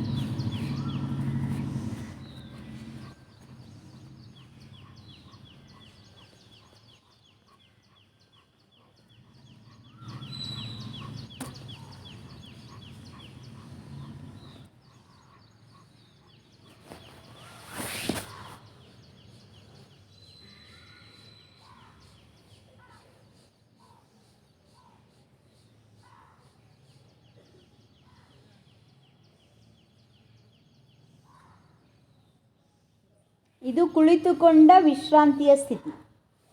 ಕೈನ ಹಿಂದೆ ಊರಿ, ಕತ್ತನ್ನ ಸ್ವಲ್ಪ ಹಿಂದೆ ಚೆಲ್ಲಿದರೆ, ಕಾಲು ಅಗಲ ಮಾಡಿ ಆಚೆ ಈಚೆ ಪಾದಗಳನ್ನ ಓರೆಯಾಗಿಟ್ಟರೆ ಇದಕ್ಕೆ ಕುಳಿತುಕೊಳ್ಳುವ ವಿಶ್ರಾಂತಿ ಅಂತ ಕರೀತಾರೆ. ಕಾಲು ಬೆರಳಿನಿಂದ ಕಿಬ್ಬೊಟ್ಟೆವರೆಗೂ ಸ್ಕ್ಯಾನ್ ಮಾಡ್ತಾ ಬನ್ನಿ. ಏನೆಲ್ಲ ಬದಲಾವಣೆ ಆಯಿತು ಗೊತ್ತು ಮಾಡ್ಕೊಳ್ಳಿ.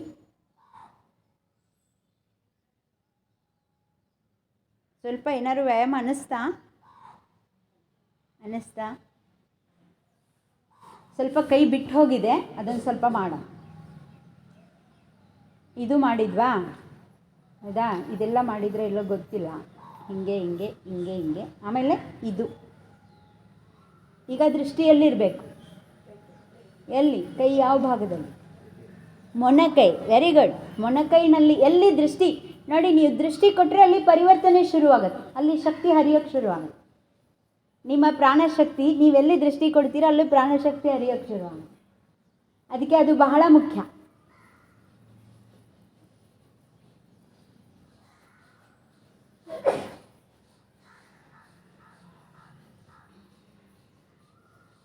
ನೆಕ್ಸ್ಟ್ ವರ್ತುಲ. ತೋಳನ್ನ ಹೀಗೆ ಎದೆಗೆ ತಾಕಿಸ್ಬೇಕು. ವರ್ತುಲ. ಉಸಿರು ತೆಗೆದುಕೊಳ್ತಾ ಮೇಲೆ ವರ್ತುಲ, ಉಸಿರು ಬಿಡ್ತಾ ಕೆಳ ವರ್ತುಲ.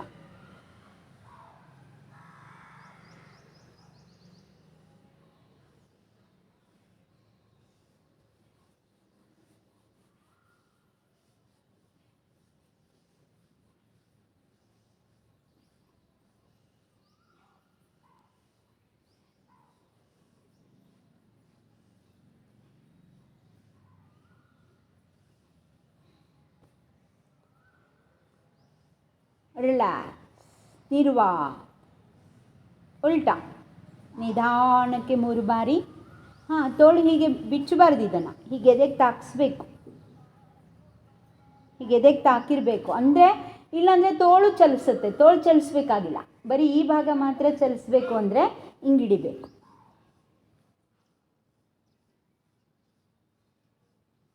ದೃಷ್ಟಿ ಮೊಣಕೈ ಕಡೆಗೆ, ಗಮನ ಉಸಿರಾಟದ ಕಡೆಗೆ, ಚಿಂತನೆ ಮೊಣಕೈನಲ್ಲಿರುವ ದೂಷಿತ ಗಾಳಿಯನ್ನು ಹೊರಹಾಕುತ್ತಿದ್ದೇನೆ, ಹೆಚ್ಚು ಹೆಚ್ಚು ಪ್ರಾಣವಾಯುವನ್ನು ಆ ಭಾಗಕ್ಕೆ ಪೂರೈಸುತ್ತಿದ್ದೇನೆ. ನೀವು ಭಾವಿಸಬೇಕು, ಫೀಲ್ ಮಾಡಬೇಕು. ಅದನ್ನು ನೀವು ಫೀಲ್ ಮಾಡದೇನೆ ಸುಮ್ಮನೆ ಮೆಕ್ಯಾನಿಕಲ್ ಮಾಡಿದರೆ ಏನೂ ಪ್ರಯೋಜನ ಇಲ್ಲ. ಸುಸ್ತಾಗತ್ತೆ. ಸುಸ್ತಾಗಬಾರ್ದು. ಯೋಗಾಸನ ಮಾಡೋದ್ರಿಂದ ಸುಸ್ತಾಗಬಾರ್ದು. ಎನರ್ಜಿ ಲೆವೆಲ್ ಹೆಚ್ಚಾಗಬೇಕು. ಎನರ್ಜಿ ಲೆವೆಲ್ ಹೆಚ್ಚಾಗಬೇಕಂದ್ರೆ ನಾವು ಮಾಡೋದು ನರ ವ್ಯವಸ್ಥೆಗೆ ಹೋಗಿ ಮುಟ್ಟಬೇಕು. ಹೌದಾ? ಆ ನರ ವ್ಯವಸ್ಥೆಗೆ ಮುಟ್ಟಿಲ್ಲ ಅಂತಂದರೆ ಸುಸ್ತಾಗ್ತದೆ. ನೆಕ್ಸ್ಟ್, ದೃಷ್ಟಿ ಭುಜಗಳ ಕಡೆಗೆ. ಉಸಿರನ್ನು ಬಿಡುತ್ತಾ ಕೆಳವರ್ತುಲ, ಉಸಿರು ತೆಗೆದುಕೊಳ್ಳುತ್ತಾ ಮೇಲ್ವರ್ತುಲ.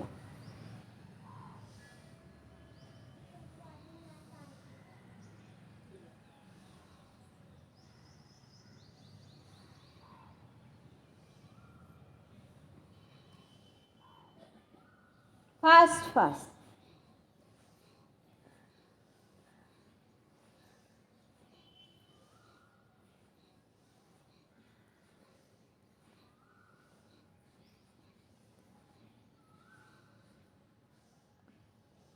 ರಿಲ್ಯಾಕ್ಸ್. ಉಲ್ಟಾ.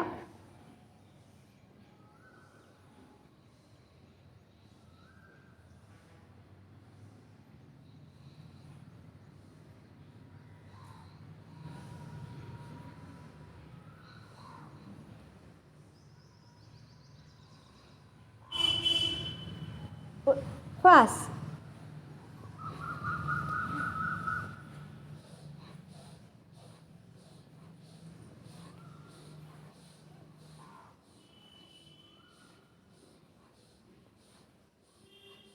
ರಿಲ್ಯಾಕ್ಸ್. ಹಿಂಗೆ ಕೈ ಜಾಡಿಸ್ರಿ. ಹಾಂ, ಈಗ ಕೈಗಳಿಗೆ ನ್ಯಾಯ ಕೊಟ್ಟಂಗಾಯ್ತು. ಥ್ಯಾಂಕ್ಸ್ ಹೇಳ್ದಂಗೆ ಸಂದುಗಳಿಗೆ, ನೀ ನನ್ನ ಜೊತೆಗೆ ಇಷ್ಟು ದಿನ ನನ್ನ ಜೊತೆ ಕೊಟ್ಟಿದ್ದೀಯಪ್ಪ, ನಿನಗೆ ಸ್ವಲ್ಪ ಧನ್ಯವಾದಗಳು ಅಂತ ಹೇಳ್ದಂಗಾಯ್ತು. ಇದೇ ಥರ ನಾವು ಸೊಂಟ ಬೆನ್ಮೂಳೆಗೆ ಮಾಡಬೇಕು, ಹೃದಯ ಶ್ವಾಸಕೋಶಕ್ಕೂ ಮಾಡಬೇಕು, ಕುತ್ತಿಗೆಗೂ ಮಾಡಬೇಕು. ನಾನು ಅದನ್ನು ಸ್ವಲ್ಪ ಮೊಟಕುಗೊಳಿಸ್ತೇನೆ, ಟೈಮ್ ಲಿಮಿಟ್ ಇರೋದ್ರಿಂದ. ಇವಾಗ ಎದ್ದು ನಿಂತ್ಕೊಳ್ಳೋಣ.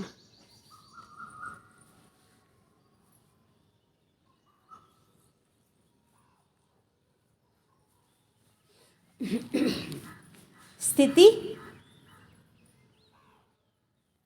ನಮಸ್ಕಾರ ಸ್ಥಿತಿ. ಉಸಿರಿನ ಹೊರಗೆ ಹಾಕಬೇಕು. ಇದು ಸೂರ್ಯ ನಮಸ್ಕಾರ ಹೇಳ್ತಿದ್ದೀನಿ. ಇದರಲ್ಲೂ ಉಸಿರಾಟದ ಜೊತೆಗೆ ಮಾಡೋದು. ಆಸನ, ಪ್ರಾಣಾಯಾಮ, ಧ್ಯಾನ 3 ಕೂಡ ಸಂಭವಿಸಬೇಕು ಅನ್ನೋ ಥರ ನಿಮ್ಮ ಆಸನದ ಮುಂದಿನ ಅಂಚಿಗೆ ಬಂದು ನಿಂತ್ಕೋಬೇಕು. ಯಾವಾಗಲೂ ಸೂರ್ಯ ನಮಸ್ಕಾರ ಮಾಡಬೇಕಾದ್ರೆ ಮನಸ್ಸಲ್ಲೇ ಮಂತ್ರ ಹೇಳ್ಕೊಳ್ಳಿ. ಸಮಯ ಕಡಿಮೆ ಇರೋದ್ರಿಂದ ಉಸಿರು ಹೊರಗೆ ಹಾಕಿ, ಉಸಿರು ತೆಗೆದುಕೊಳ್ಳುತ್ತಾ ಚಕ್ರಾಕಾರವಾಗಿ ಕೈಗಳನ್ನು ಹೀಗೆ ಮೇಲೆ ತಗೊಂಡೋಗಿ ಊರ್ಧ್ವ. ಉಸಿರು ಬಿಡುತ್ತಾ ಮತ್ತೆ ನಮಸ್ಕಾರ ಸ್ಥಿತಿಗೆ ಬನ್ನಿ. ಉಸಿರು ತೆಗೆದುಕೊಳ್ಳುತ್ತಾ ಊರ್ಧ್ವ.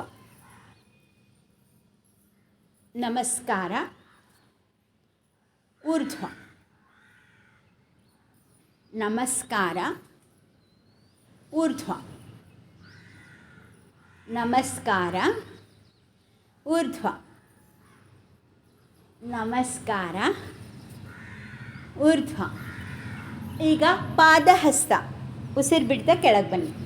2 ಪಾದಗಳ ಪಕ್ಕ ಕೈ ಊರಿ ಮೊಣಕಾಲು ಮಡಚಬಾರ್ದು. ಉಸಿರು ತೆಗೆದುಕೊಳ್ತಾ ಊರ್ಧ್ವ.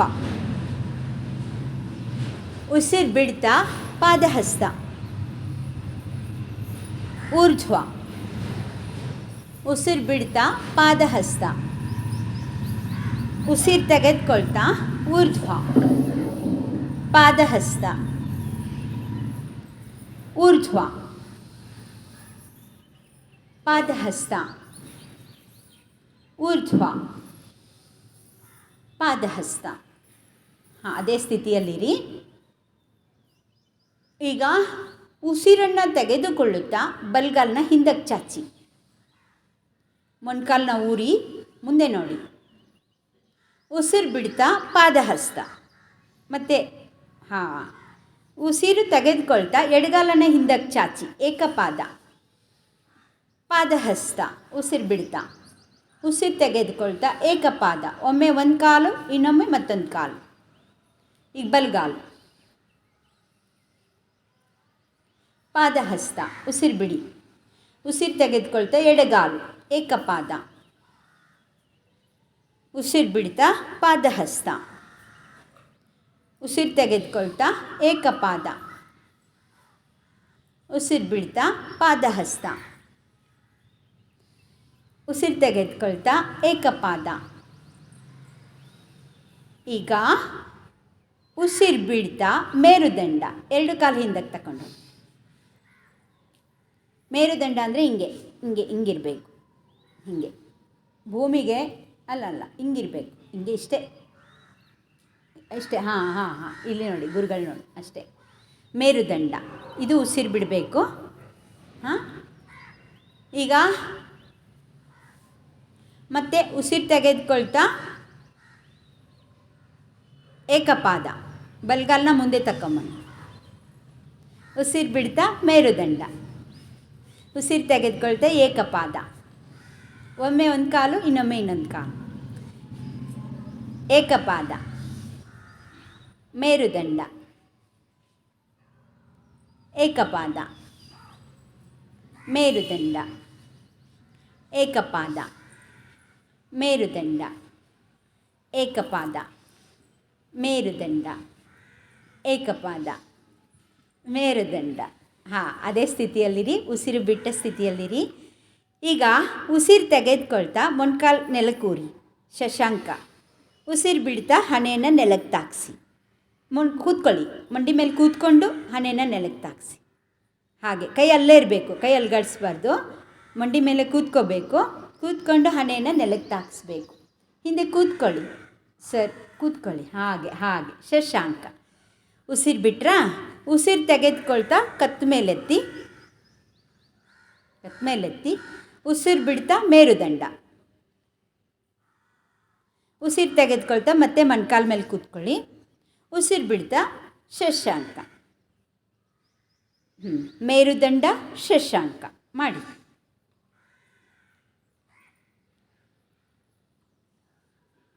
ನಿಮ್ಮ ವೇಗದಲ್ಲಿ ಮಾಡಿ, ನೀವೇ ಮಾಡಿ. ಪ್ರತಿಯೊಂದನ್ನು 6ರಿಂದ 8 ಆವರ್ತನಗಳನ್ನು ಮಾಡುವುದು.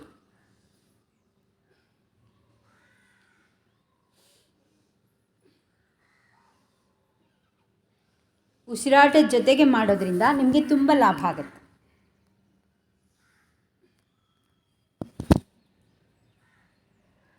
ಈಗ ಶಶಾಂಕಕ್ಕೆ, ಎಲ್ಲರೂ ಶಶಾಂಕಕ್ಕೆ ಬನ್ನಿ. ಸಾಷ್ಟಾಂಗ, ಶೂನ್ಯದಲ್ಲಿ ಸಾಷ್ಟಾಂಗ. ಹಣೆಯನ್ನು ನೆಲಕ್ಕೆ ಹಚ್ಚಿ, ಎದೆಯನ್ನು ನೆಲಕ್ಕೆ ಹಚ್ಚಿ, ಕೈಗಳನ್ನು ನೆಲಕ್ಕೆ ಹಚ್ಚಿ, ಮೊಣಕಾಲುಗಳನ್ನು ನೆಲಕ್ಕೆ ಹಚ್ಚಿ, ಪಾದ ಬೆರಳುಗಳನ್ನು ನೆಲಕ್ಕೆ ಹಚ್ಚಿ, ಹೊಟ್ಟೆ ಭಾಗ ಮಾತ್ರ ಎತ್ತಬೇಕು. ನಿಮ್ಮ ಗುಪ್ತಾಂಗಗಳು ನೆಲಕ್ಕೆ ತಾಕಬಾರ್ದು, ಅಷ್ಟೇ. ಸಾಷ್ಟಾಂಗ, ಪೂರ್ಣ ಡಬ್ ಮಲ್ಕೋಬೇಕು. ಸಾಷ್ಟಾಂಗ ಡಬ್ ಮಲ್ಕೋಬೇಕು, ಹೊಟ್ಟೆ ಭಾಗ ಮಾತ್ರ ಎತ್ತಬೇಕು. ಶೂನ್ಯದಲ್ಲಿ ಇರೋಕ್ಕೆ ಪ್ರಯತ್ನ ಮಾಡಿ. ಆಗಿಲ್ಲ ಅಂದರೆ ಸಹಜವಾಗಿ ಉಸಿರಾಟ ಮಾಡಿ.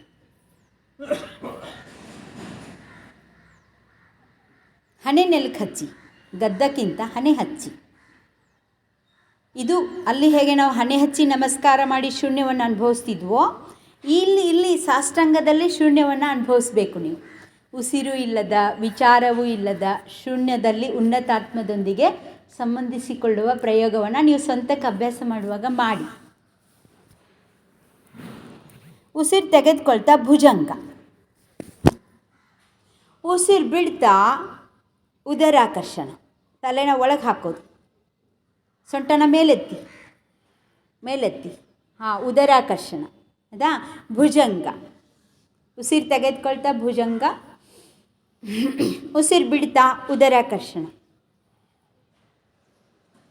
ಅಲ್ಲಿ ನೋಡಿ, ಸ್ವಾಮೀಜಿ ನೋಡಿ. ಉಸಿರು ತೆಗೆದುಕೊಳ್ತಾ ಭುಜಂಗ, ಉಸಿರು ಬಿಡ್ತಾ ಉದರಾಕರ್ಷಣ. ಉಸಿರು ತೆಗೆದುಕೊಳ್ತಾ ಭುಜಂಗ, ಉಸಿರು ಬಿಡ್ತಾ ಉದರಾಕರ್ಷಣ. ಅಂದರೆ ಹೊಟ್ಟೆ ಕಡೆಗೆ ತಲೆನ ಎಳಿಬೇಕು ಅಂತ. ಭುಜಂಗ, ಉದರಾಕರ್ಷಣ, ಭುಜಂಗ, ಉದರಾಕರ್ಷಣ, ಭುಜಂಗ, ಉದರಾಕರ್ಷಣ, ಭುಜಂಗ. ನಿಮ್ಮ ಸ್ಪೀಡ್ಗೆ ಮಾಡಿ, ನಾನು ಎಷ್ಟೇ ಸ್ಪೀಡ್ ಹೇಳಿದರೂ ಕೂಡ ನೀವು ನಿಮ್ಮ ಸ್ಪೀಡ್ಗೆ ಮಾಡಿ. ಎಲ್ಲರೂ ಉದರಾಕರ್ಷಣಕ್ಕೆ ಬನ್ನಿ. ಈಗ ನಿಮ್ಮ ಪಾದವನ್ನು 2 ಕೈಗಳ ಮಧ್ಯ ತಂದಿರಿಸಿ ಏಕಪಾದ. ಉಸಿರು ತಗೊಳ್ಳಿ. ಉಸಿರು ಬಿಡ್ತಾ ಪಾದಹಸ್ತ. ಮೊಣಕಾಲ್ಗೆ ಹಣೆ ತಾಗ್ಸೋಕ್ಕೆ ಪ್ರಯತ್ನ ಮಾಡಿ. ಮೊಣಕಾಲು ಮಡಚಬೇಡಿ. ಉಸಿರು ತೆಗೆದುಕೊಳ್ತಾ ಊರ್ಧ್ವ. ಉಸಿರು ಬಿಡ್ತಾ ನಮಸ್ಕಾರ ಸ್ಥಿತಿ. ಈಗ ಶವಾಸನ. ಶವಾಸನ ಮಾಡೋಕ್ಕೆ ಯೋಗ್ಯ ಆಗಿದ್ದೀರಿ? ಬೇಕು ಅನಿಸ್ತೈತಲ್ಲ. ನಾನು ಬಹಳ ನಿಧಾನ ಪಾಠ ಮಾಡಿ ಮತ್ತು ನಿಮ್ಮ ಯೋಗ ಸ್ಪೀಡ್ ಕಡಿಮೆ ಮಾಡಬಾರ್ದು ಅಂತ ಈ ಥರ ಐಡಿಯಾ ಮಾಡಿದೆ. ನಾನು ನಿಮಗೆ ಯೋಗ ಮಾಡಿದಂಗೂ ಅನಿಸಿರ್ಬೇಕು, ನನ್ನ ಪಾಠ ಕೇಳ್ದಂಗೂ ಆಗಿರಬೇಕು. ಸರಿ, ಈಗ ದಕ್ಷಿಣಕ್ಕೆ ತಲೆ ಮಾಡಬೇಕು. ಯಾವಾಗಲೂ ಸೊಂಟ ನೋವಿರೋರೆಲ್ಲ ಪಟ್ಟಂತ ಮಲ್ಕೋಬಾರ್ದು. ಎಡಮಗ್ಗಲಿಗೆ ಕೈ ಊರಿ ನಿಧಾನಕ್ಕೆ ಮಲ್ಕೋಬೇಕು. ಸೊಂಟ ಚೆನ್ನಾಗಿರೋರು ಮಲ್ಕೋಬೋದು. ಹೆಂಗಾರು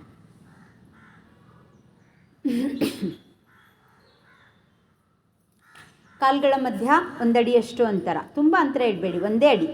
ಪಾದಗಳನ್ನು ಆಚೆ ಈಚೆ ಚೆಲ್ಲಿ ಕೈಗಳನ್ನು ತೊಡೆಯ ಪಕ್ಕ 1/2 ಅಡಿಯಷ್ಟು ದೂರ ಇರಿಸಿ. ಕೈ ಮೇಲ್ಮುಖವಾಗಿರಲಿ, ಆಕಾಶಕ್ಕೆ ಚಾಚಿರಲಿ. ಕೈ ಬೆರಳುಗಳು ತುಸುವೆ ಮಡಸಿದಂತಿರಲಿ. ಈಗ ಮತ್ತೆ ನಾಭಿ ಕಡೆಗೆ ನಿಮ್ಮ ಮನಸ್ಸನ್ನು ತಗೊಂಡೋಗಿ. ನಾವು ಪ್ರಾರಂಭ ನಾಭಿಯಿಂದ ಶುರು ಮಾಡಿದ್ವಾ, ಈಗ ಮತ್ತೆ ನಾಭಿಗೆ ಬನ್ನಿ. ಮಾಲೆ ಹಿಂಗೆ ಶುರು ಮಾಡ್ತೀವಾ, ಮತ್ತೆ ಎಲ್ಲಿಂದ ಶುರು ಮಾಡಿರ್ತೀವಿ ಅಲ್ಲಿ ಅದನ್ನು ತಂದು ಹಾಕ್ತೀವಿ, ಆವಾಗ ಅದು ಮಾಲೆ ಆಗುತ್ತಲ್ಲ, ಹಂಗೆ ಇದು. ಈಗ ನಿಮ್ಮ ದೃಷ್ಟಿಯನ್ನು ನಾಭಿ ಕೇಂದ್ರದತ್ತ ತಗೊಂಡೋಗಿ ಉಸಿರು ತೆಗೆದುಕೊಳ್ಳುವಾಗ, ಉಸಿರು ಬಿಡುವಾಗ ನಿಮ್ಮ ದೇಹ ನೆಲಕ್ಕೆ ಕುಸಿಯುವ ಅನುಭವ. ಉಸಿರು ತೆಗೆದುಕೊಳ್ಳುವಾಗ ಇಡೀ ದೇಹದಲ್ಲಿ ಶಕ್ತಿ ತುಂಬಿ ದೇಹ ಮೇಲಕ್ಕೇಳುವ ಅನುಭವ. ಹಿಂಗೆ ಒಂದು 4-6 ಬಾರಿ ಆದರೂ ಉಸಿರಾಟ ಮಾಡಬೇಕು.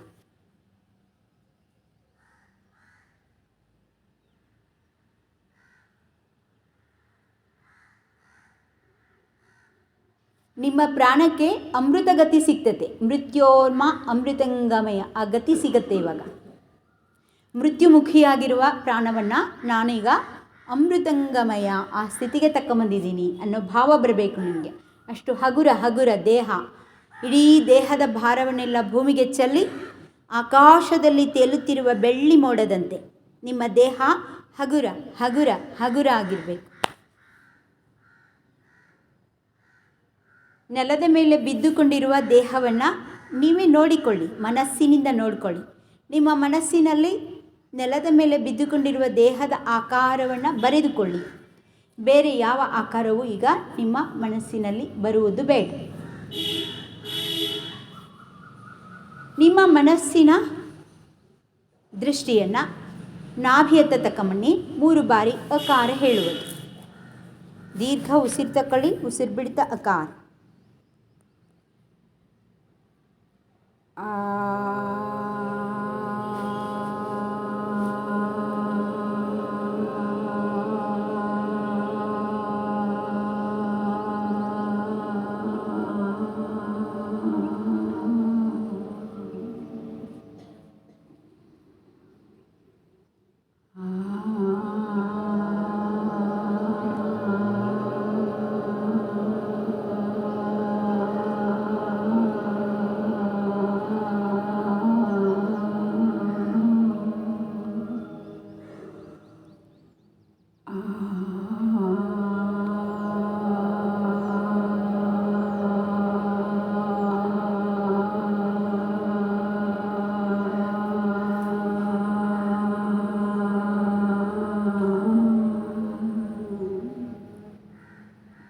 ಮೌನವಾಗಿ ಇದೇ ಧ್ವನಿಯನ್ನು ಆಲಿಸಿ. ನನಗೆ ಶವಾಸನದಲ್ಲಿ ಯೋಗ ನಿದ್ರೆನೇ ನಾನು 45 ನಿಮಿಷ ಹೇಳ್ಕೊಡ್ತೇನೆ. ನಿಮಗೆ ನನ್ನ ಯೂಟ್ಯೂಬ್ ನೀವು ಸಬ್ಸ್ಕ್ರೈಬ್ ಆದರೆ ಅದರಲ್ಲಿ ಯೋಗ ನಿದ್ರೆ ಅಂತ ಒಂದು ಇದು ಬರುತ್ತೆ. ಅದನ್ನು ಕೇಳಿಸ್ಕೊಂಡು ನೀವು ಅಭ್ಯಾಸ ಮಾಡ್ಬೋದು. ಇಷ್ಟೆಲ್ಲ ಹಿನ್ನೆಲೆ ಸಿಕ್ಕಿದೆಯಲ್ಲ, ಈಗ ನಿಮ್ಮಷ್ಟಕ್ಕೆ ನೀವೇ ಮಾಡ್ಬೋದು. ನನ್ನ ವಾಟ್ಸಪ್ ನಂಬರ್ ಲಿಂಕ್ ಮಾಡ್ಕೊಳ್ಳಿ, ನಾನು ನಿಮಗೆ ಯೂಟ್ಯೂಬ್ ಲಿಂಕ್ ಕಳಿಸ್ತೀನಿ. ಅಥವಾ ಸತ್ಯಮೇಧಾವಿ ಪಿ ಅಂತ ನೀವು ಒತ್ತಿದರೆ ನನ್ನ ಯೂಟ್ಯೂಬ್ ನಿಮಗೆ ಸಿಕ್ಕತ್ತೆ. ಅದರಲ್ಲಿ ಯೋಗ ನಿದ್ರೆ ಅಂತ ಹೋದರೆ ನಿಮಗೆ ಇದು ವಿಶಾಲವಾಗಿ 45 ನಿಮಿಷ ಅಭ್ಯಾಸ ಮಾಡ್ಬೋದು. ಸ್ವರ ವಿಜ್ಞಾನ ಮತ್ತು ಯೋಗ ನಿದ್ರೆ ಅಂತ ಹೇಳ್ಕೊಡ್ತೇನೆ. ಆದ್ದರಿಂದ ನಿಮ್ಮ ಸಮಸ್ಯೆಗಳನ್ನು ನೀವೇ ಪರಿಹಾರ ಮಾಡ್ಕೊಳ್ಳೋದಕ್ಕೆ ಬೇಕಾಗುವ ಔಷಧಿ ನಿಮ್ಮೊಳಗೆ ಹೇಗೆ ಹುಟ್ಟಿಸ್ಕೊಳ್ಬೇಕು ಅನ್ನೋದನ್ನು ನಾನು ಅದರಲ್ಲಿ ಹೇಳ್ಕೊಡ್ತೀನಿ. ಈಗ ನಿಮ್ಮ ಮನಸ್ಸಿನ ದೃಷ್ಟಿಯನ್ನು ಹೃದಯ ಕೇಂದ್ರಕ್ಕೆ ತಗೊಂಡು ಬನ್ನಿ. ಬಾಯಿಂದ ಉಸಿರನ್ನು ಎಳ್ಕೋಬೇಕು.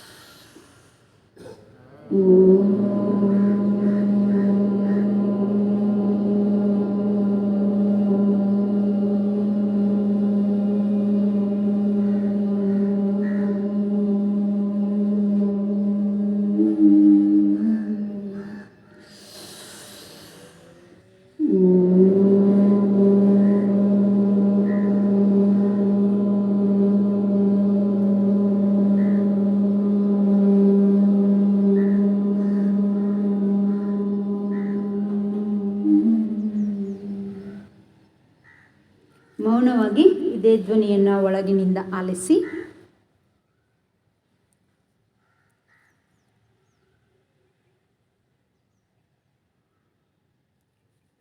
ನಿಮ್ಮ ಮನಸ್ಸಿನ ದೃಷ್ಟಿಯನ್ನು ಕಂಠಸ್ಥಾನದತ್ತ ತಗೊಂಬನ್ನಿ. ಬಾಯಿ ಮುಚ್ಚಿ ಮೂಗಿನಿಂದ ಮಕಾರವನ್ನು ಹೊರಡಿಸುವುದು.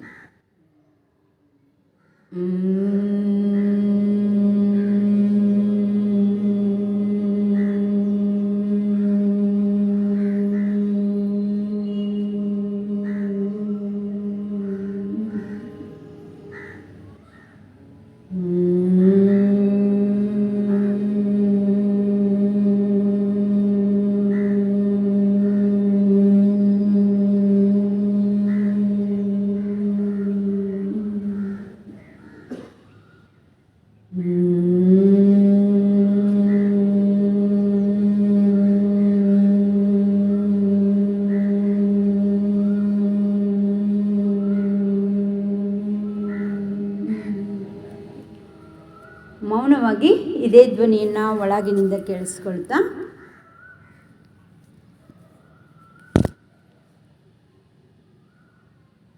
ಇದು ಹೀಗೆ 45 ನಿಮಿಷ ಮುಂದುವರಿಯುತ್ತೆ ಅಭ್ಯಾಸ.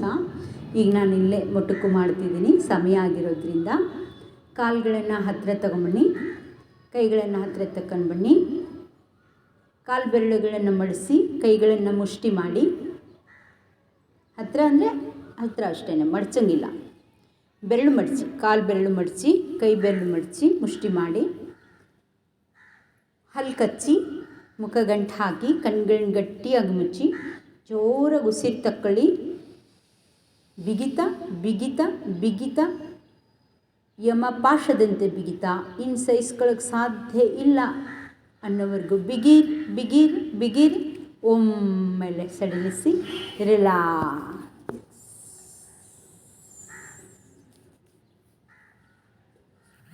ಎಲ್ಲಿ ಬಲಮುಗಲಿಗೆ ಹೊರಳಿ,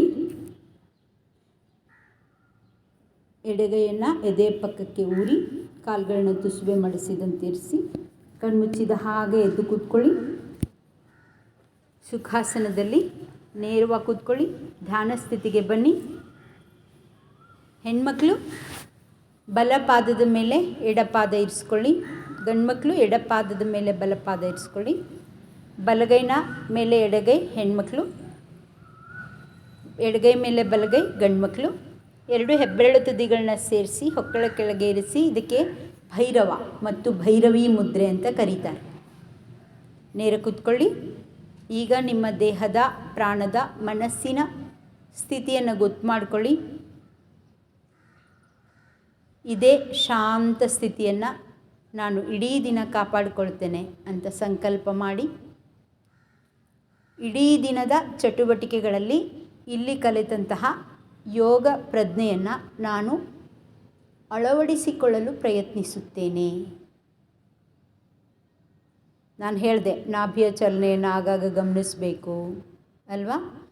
ಆಮೇಲೆ ಬಾಗಿದ ತಲೆ ಮುಗಿದ ಕೈಯಾಗಿ ಅದನ್ನು ಯಾವಾಗೆಲ್ಲ ಮಾಡಬಹುದು.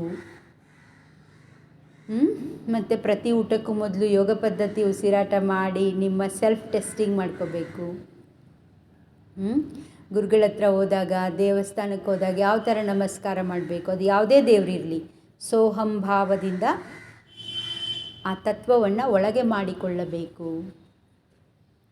ಶಿವನ ಗುಡಿಗೆ ಹೋದರೆ ಶಿವನಾಗಿ ಶಿವನ ಪೂಜಿಸು, ಗಣೇಶನಾಗಿ ಗಣೇಶನ ಪೂಜಿಸು, ಲಿಂಗವಾಗಿ ಲಿಂಗವ ಪೂಜಿಸು. ಇದು ಸಿದ್ಧಾಂತ ಆಗಬೇಕು. ಅದು ಸೋಹಂ ಭಾವದಲ್ಲಿ ಸಾಧ್ಯವಿದೆ.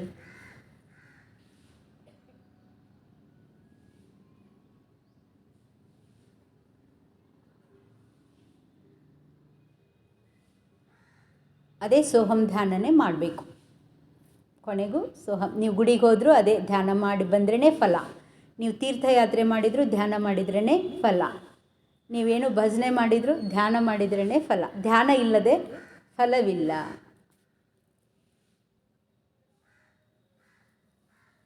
ಎರಡು ಕೈಗಳನ್ನು ಎದೆ ಹತ್ರ ತಕೊಂಬನ್ನಿ. ನಾನು ಇಲ್ಲಿಯವರೆಗೂ ಹೇಳಿ ಮಾಡಿದ ಸಾಧನೆ ಚಿಂತನೆ ಬರೀ ನನಗೋಸ್ಕರ ಅಲ್ಲ, ಜಗತ್ತಿನ ಎಲ್ಲ ಜೀವರಾಶಿಗಳ ಒಳಿತಿಗಾಗಿ ನನ್ನ ವೈಯಕ್ತಿಕ ಸಂಕಲ್ಪವನ್ನು ವಿಲೀನ ಮಾಡುತ್ತಿದ್ದೇನೆ. ಲೋಕಾ ಸಮಸ್ತಾ ಸುಖಿನೋ ಭವಂತು.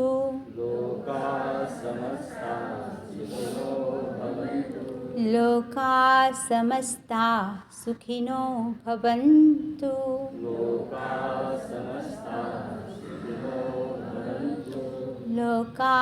ಸಮಸ್ತಾ ಸುಖಿನೋ ಭವಂತು.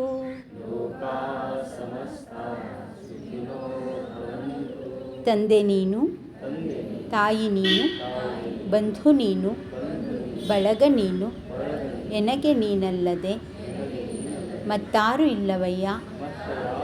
ಕೂಡಲ ಸಂಗಮ ದೇವ, ಹಾಲಲ್ಲದ್ದು ನೀರಲ್ಲದ್ದು ನಿಮ್ಮ ಧರ್ಮ.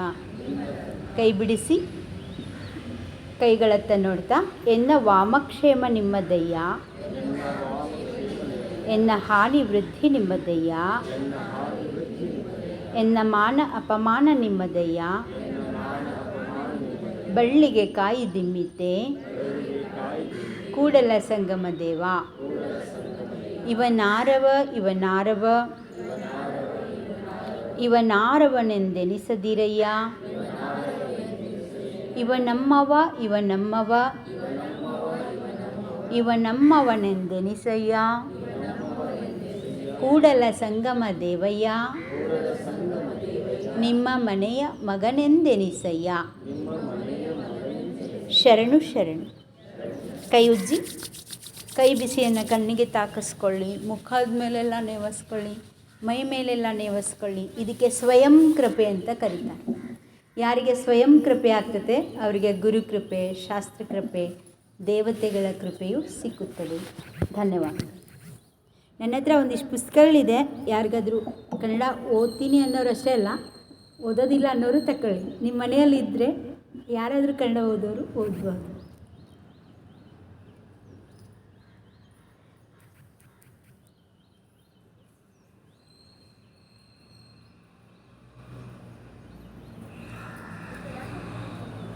ಹೇಗನ್ನಿಸ್ತು ಪಾಠ? ಯಾರಾದರೂ ಬಂದು ಒಂದೆರಡು ಮಾತು ಹೇಳಿದರು ಚೆನ್ನಾಗಿದೆ. ಲೋಪದೋಷಗಳನ್ನು ಹೇಳಬೇಕು. ಏನಾದರೂ ಉಪಯೋಗ ಆಯಿತು ಅನ್ನೋದನ್ನು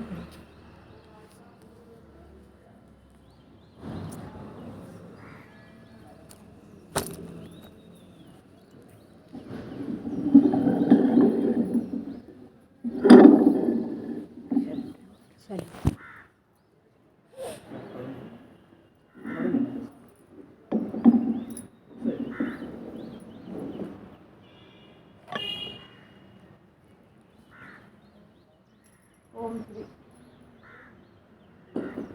ಓಂ ಶ್ರೀ ಗುರುಬಸವಲಿಂಗಾಯ ನಮಃ. ಇವತ್ತಿನ ಯೋಗ ಸಾಧನೆಯ ವೇದಿಕೆ ಮೇಲಿರುವಂಥ ಸತ್ಯವೇದ ಮಾತಾಜಿಯವರಿಗೂ ಹಾಗೂ ಯೋಗ ಗುರು ಅವರಿಗೂ ನನ್ನ ಸಾಧಕರ ಪ್ರಣಾಮ. ಇವತ್ತಿನ ಯೋಗ ವರ್ಗದಲ್ಲಿ ಪಾಲ್ಗೊಂಡಿರುವಂಥ ಎಲ್ಲ ಎಲ್ಲರಿಗೂ ನನ್ನ ಅನಂತ ಪ್ರಣಾಮಗಳು. ಇವತ್ತಾದರೂ ಎಲ್ಲರೂ ಬಂದು ಹೊಸದಾಗಿ ನಾವು ದಿನಾಲು ಬರ್ತೀವಿ, ದಿನಾಲು ಇದ್ರೆ ಅನುಭವ ತೋತೀವಿ. ಆದ್ರೆ ಇವತ್ತೊಂದು ಸ್ವಲ್ಪ ಹೊಸ ಅನುಭವ ಆಯಿತು. ಸ್ವಲ್ಪ ಮಾಡೋದು ಸಹಿತ ಅದರದ್ದು ಫಲ ಎಷ್ಟು ಸಿಕ್ತು ಅಂತ ನನಗೆ ಅನ್ನಿಸ್ತು. ನಿಮಗೆಲ್ಲರಿಗೆ ಹ್ಯಾಂಗೆ ಅನ್ನಿಸ್ತು ಗೊತ್ತಿಲ್ಲ. ಅಷ್ಟೇ ಸ್ವಲ್ಪ ಮಾಡೋದು ಸಹಿತ ಏಕದಮ್ ಬೆವರು ಬಂದು ಮೈ ಹಗರ ಆದಂಗೆ ಆಯ್ತು. ಚಲೋ ಅನ್ನಿಸ್ತು ಇವತ್ತಿನ ಯೋಗ. ಮತ್ತು ಇನ್ನೊಂದೆರಡು ದಿವಸ ಇದ್ರೆ ಚಲೋ ಆಗ್ತದ. ಮೇಧಾವಿ ಮಾತಾಜಿಯವರು ಇನ್ನೊಂದೆರಡು ದಿವಸ ಹೀಗೆ ಯೋಗ ನಾವು ನಿಮ್ಮ ಜೊತೆ ಮುಂದುವರಿಸಬೇಕಂತ ಹೇಗೆ ನಮ್ಗೆ ಇಷ್ಟ ಐತೆ.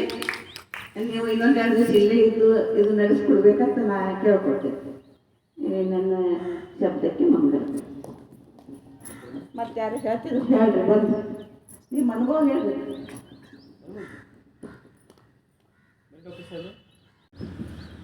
योगगुरु आणि सत्यविदाई माताजी आणि सर्व शरण बंधू सगळ्यांना शरणार्थी. योगासन आम्ही नेहमीच करतो, इथे येऊन नाही करत, खरं घरी करतो. योगासन करताना छानच वाटतं, परंतु माताजींनी सांगितलेलं याच्यामध्ये मानसिकता जास्त जाणवली, म्हणजे मनावर परिणाम जास्त जाणवला. आणि जेव्हा त्यांनी क्षणभर म्हटलं की शवासन करून तुम्ही तुमच्या शरीराकडे बघा, तेव्हा एक क्षण असं जाणवलं की आपण आणि शरीर वेगळं आहे.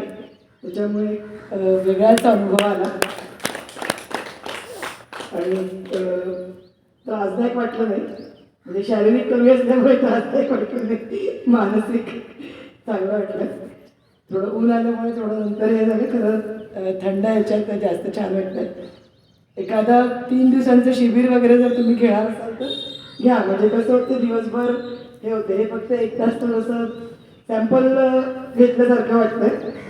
एक शुक्रवार शनिवार रविवार 3 दिवस शिबिर वगैरे जर आपण ठेवू शकलो तर लोक पण भेटतील. आणि थोडं संध्याकाळी प्रवचन, दिवसभर थोडं द्रव म्हणजे लिक्विड डाएट वगैरे असं आपण काहीतरी करूया. ಅದು ಸರಿ. धन्यवाद.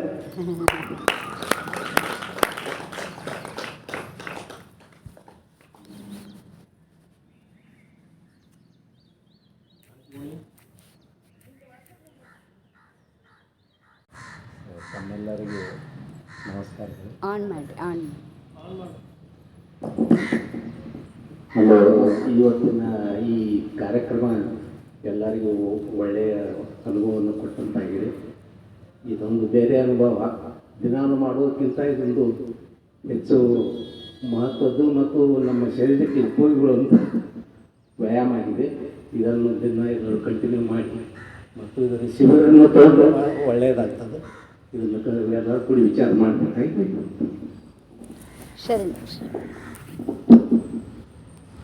Change is the life. ಯಾವಾಗಲೂ ಚೇಂಜ್ ಇರಬೇಕು ಜೀವನ. ಪ್ರತಿದಿನಾನು ನಮ್ಗೆ ಹೊಸ ದಿವಸ ಇರಬೇಕು, ನಮ್ಗೆ ಲೈಫ್ ಕೊಡುತ್ತೆ. ಅವಾಗ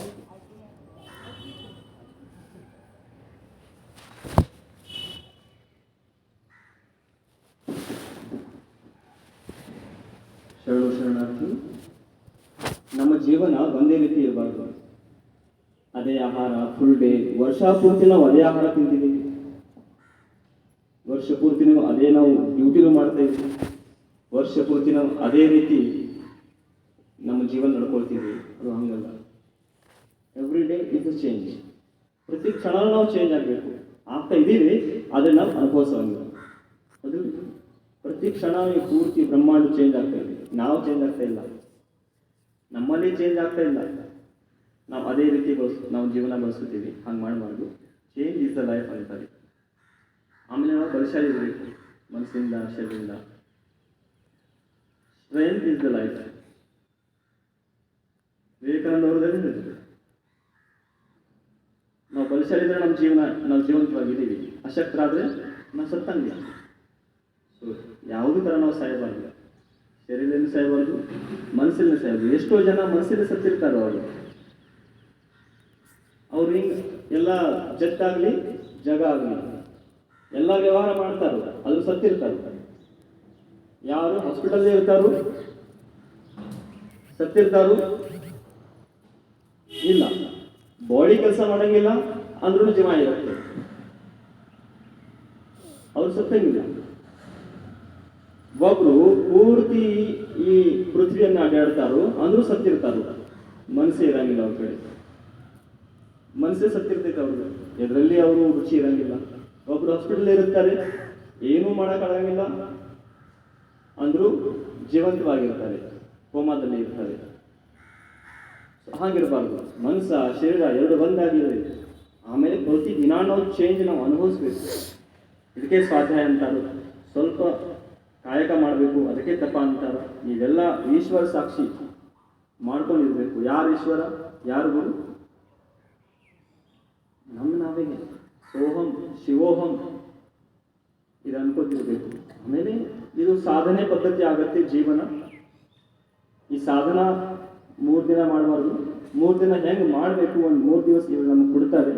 ಆ 3 ದಿವಸ ನಾವು ಇಲ್ಲಿ ಶಿವಾನುಭವ ಮಂಟಪಗಾಗಲಿ ಮತ್ತು ಅಂಬಾಬಾಯಿ ಗುಡ್ಡಕ್ಕಾಗಲಿ, ಇನ್ನೊಂದು ಈಗ ಬೇಸಿಗೆ ದಿನ ಇದೆ, ಎಲ್ಲೇ ಕೆರೆ ಇದೆ ಅಲ್ಲಿ ಹೋಗಿ ನಾವು 3 ದಿವಸ ಅಭ್ಯಾಸ ಮಾಡ್ಬೋದು. ನಿಮಗೇನು ಆಹಾರ ಬೇಕು, ರಸಾಹಾರ ಆಗಲಿ ಫಲಾಹಾರ ಆಗಲಿ ನಾವು ವ್ಯವಸ್ಥೆ ಮಾಡ್ತೀವಿ. ನಿಮ್ಮ ಉಳ್ಕೊಳ್ಳೋ ವ್ಯವಸ್ಥೆ ಅಷ್ಟು ನೀವು ಮಾಡ್ಕೋಬೇಕು. ನಿಮ್ಮ ಹಾಸಿಗೆ ನೀವು ತರಬೇಕು, ಯೋಗ ಮ್ಯಾಟ್ ನೀವು ತರಬೇಕು. ಉಳ್ಕಿದ್ದೆಲ್ಲ ನಾವು ನೋಡ್ಕೊತೀವಿ. ಆಯಿತು, ಬರ್ತೀರಾ? ಎಷ್ಟು ಜನ ಬರ್ಬೋದು? ಸ್ವಲ್ಪ ಕೈ ಮಾಡಿ, ಸ್ವಲ್ಪ ಪೂರ್ತಿ ಅಲ್ಲ, ಸ್ವಲ್ಪ ಹಾಫ್ ಆಗಲಿ. ನೀವು ಬರ್ತೀರಂದ್ರೆ ಅದನ್ನ ವ್ಯವಸ್ಥೆ ಮಾಡ್ಬೋದು.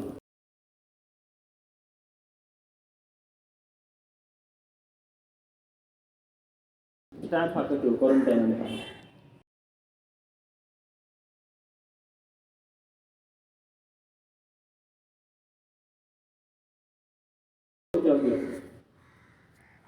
ಯಾವ ವೈರಸ್ ಇಲ್ಲ, ಶರೀರಗಿಲ್ಲ, ಮನಸ್ಸಿಗಿಲ್ಲ.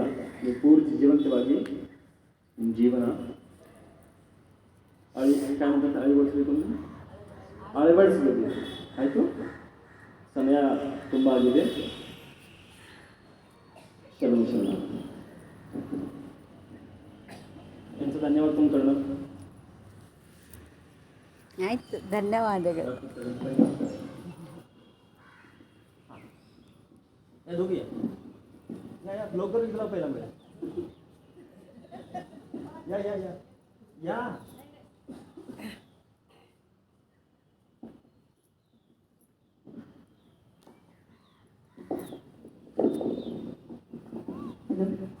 आभार.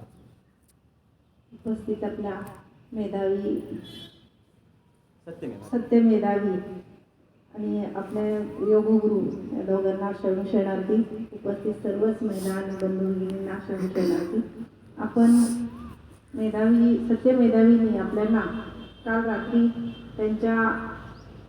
ते जे प्रवचन करणार होते त्यांना आपण थोडा वेळ कमी दिला, पण सकाळी ते बोलले की आम्ही सकाळी तुम्हाला सांगू योगाचं आणि आपल्याला जे आपण आणि शरीर आणि आत्मा जे वेगळं आहे.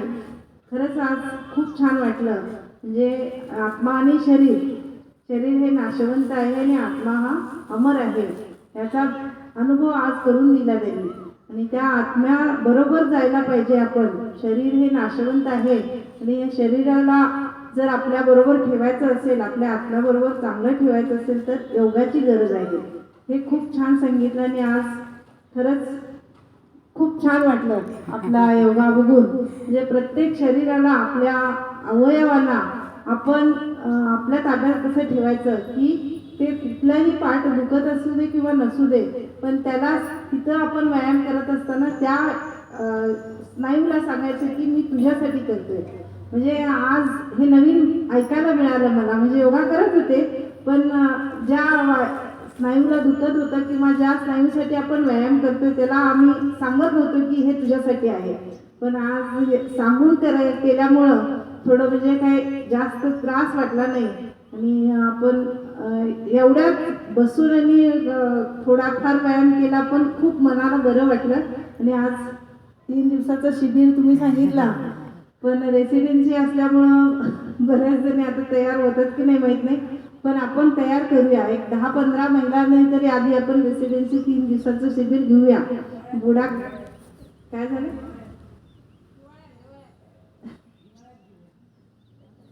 हिवाळ्यात तेच की हिवाळा म्हणजे दिवाळीत येतोय तेव्हा त्या पिरियडमध्ये घेऊया असं मॅडमचं म्हणणं आहे. आपण 3 दिवसाचं शिबिर जरी आता उन्हाळ्याच्या जून सुरुवातीला अजून काही आपल्याकडे एवढा पाऊस नसतोय तेव्हा जरी घेतलं 1-2 महिन्यानंतर तरी सुद्धा चालेल. म्हणजे दोन्ही पण होते, उन्हाळा आणि पावसाळा दोन्ही अनुभवायला मिळेल. आपण 3 दिवसाचं शिबिर घेऊया. म्हणजे आता बोलले म्हणजे 6 महिने गेले की आपण विसरून जातोय. त्याच्यासाठी मी म्हणते 2 महिन्यात तुम्ही घ्या आणि आपण 2 महिन्यापर्यंत आपण तयारीला लागूया. म्हणजे 15 तरी पहिला आपण सुरुवातीला आपण करूया, त्याच्यानंतर पुढं वाढतील असं अपेक्षा ठेवूया. आपण आज सांगितलं त्याच्याबद्दल, इथं आलात आणि आमच्या सर्वांनाच योगाची माहिती दिली त्याच्याबद्दल तुमचं धन्यवाद. योगगुरू तरी रोजच आमचं योगा त्या महिलांना योगा घेतात त्याच्याबद्दल त्यांनाही धन्यवाद. आपण सर्वांनीच काल सांगितल्याप्रमाणे नवीन आम्ही मेंबर आलोत, माझ्यापासून मी सर्वांनाच धन्यवाद देते आणि थांबते. ಸ್ವಾಮೀಜಿ ಹತ್ರ ಬುಕ್ಸ್ ಕೊಟ್ಟಿರ್ತೀನಿ ತಗೊಂಡು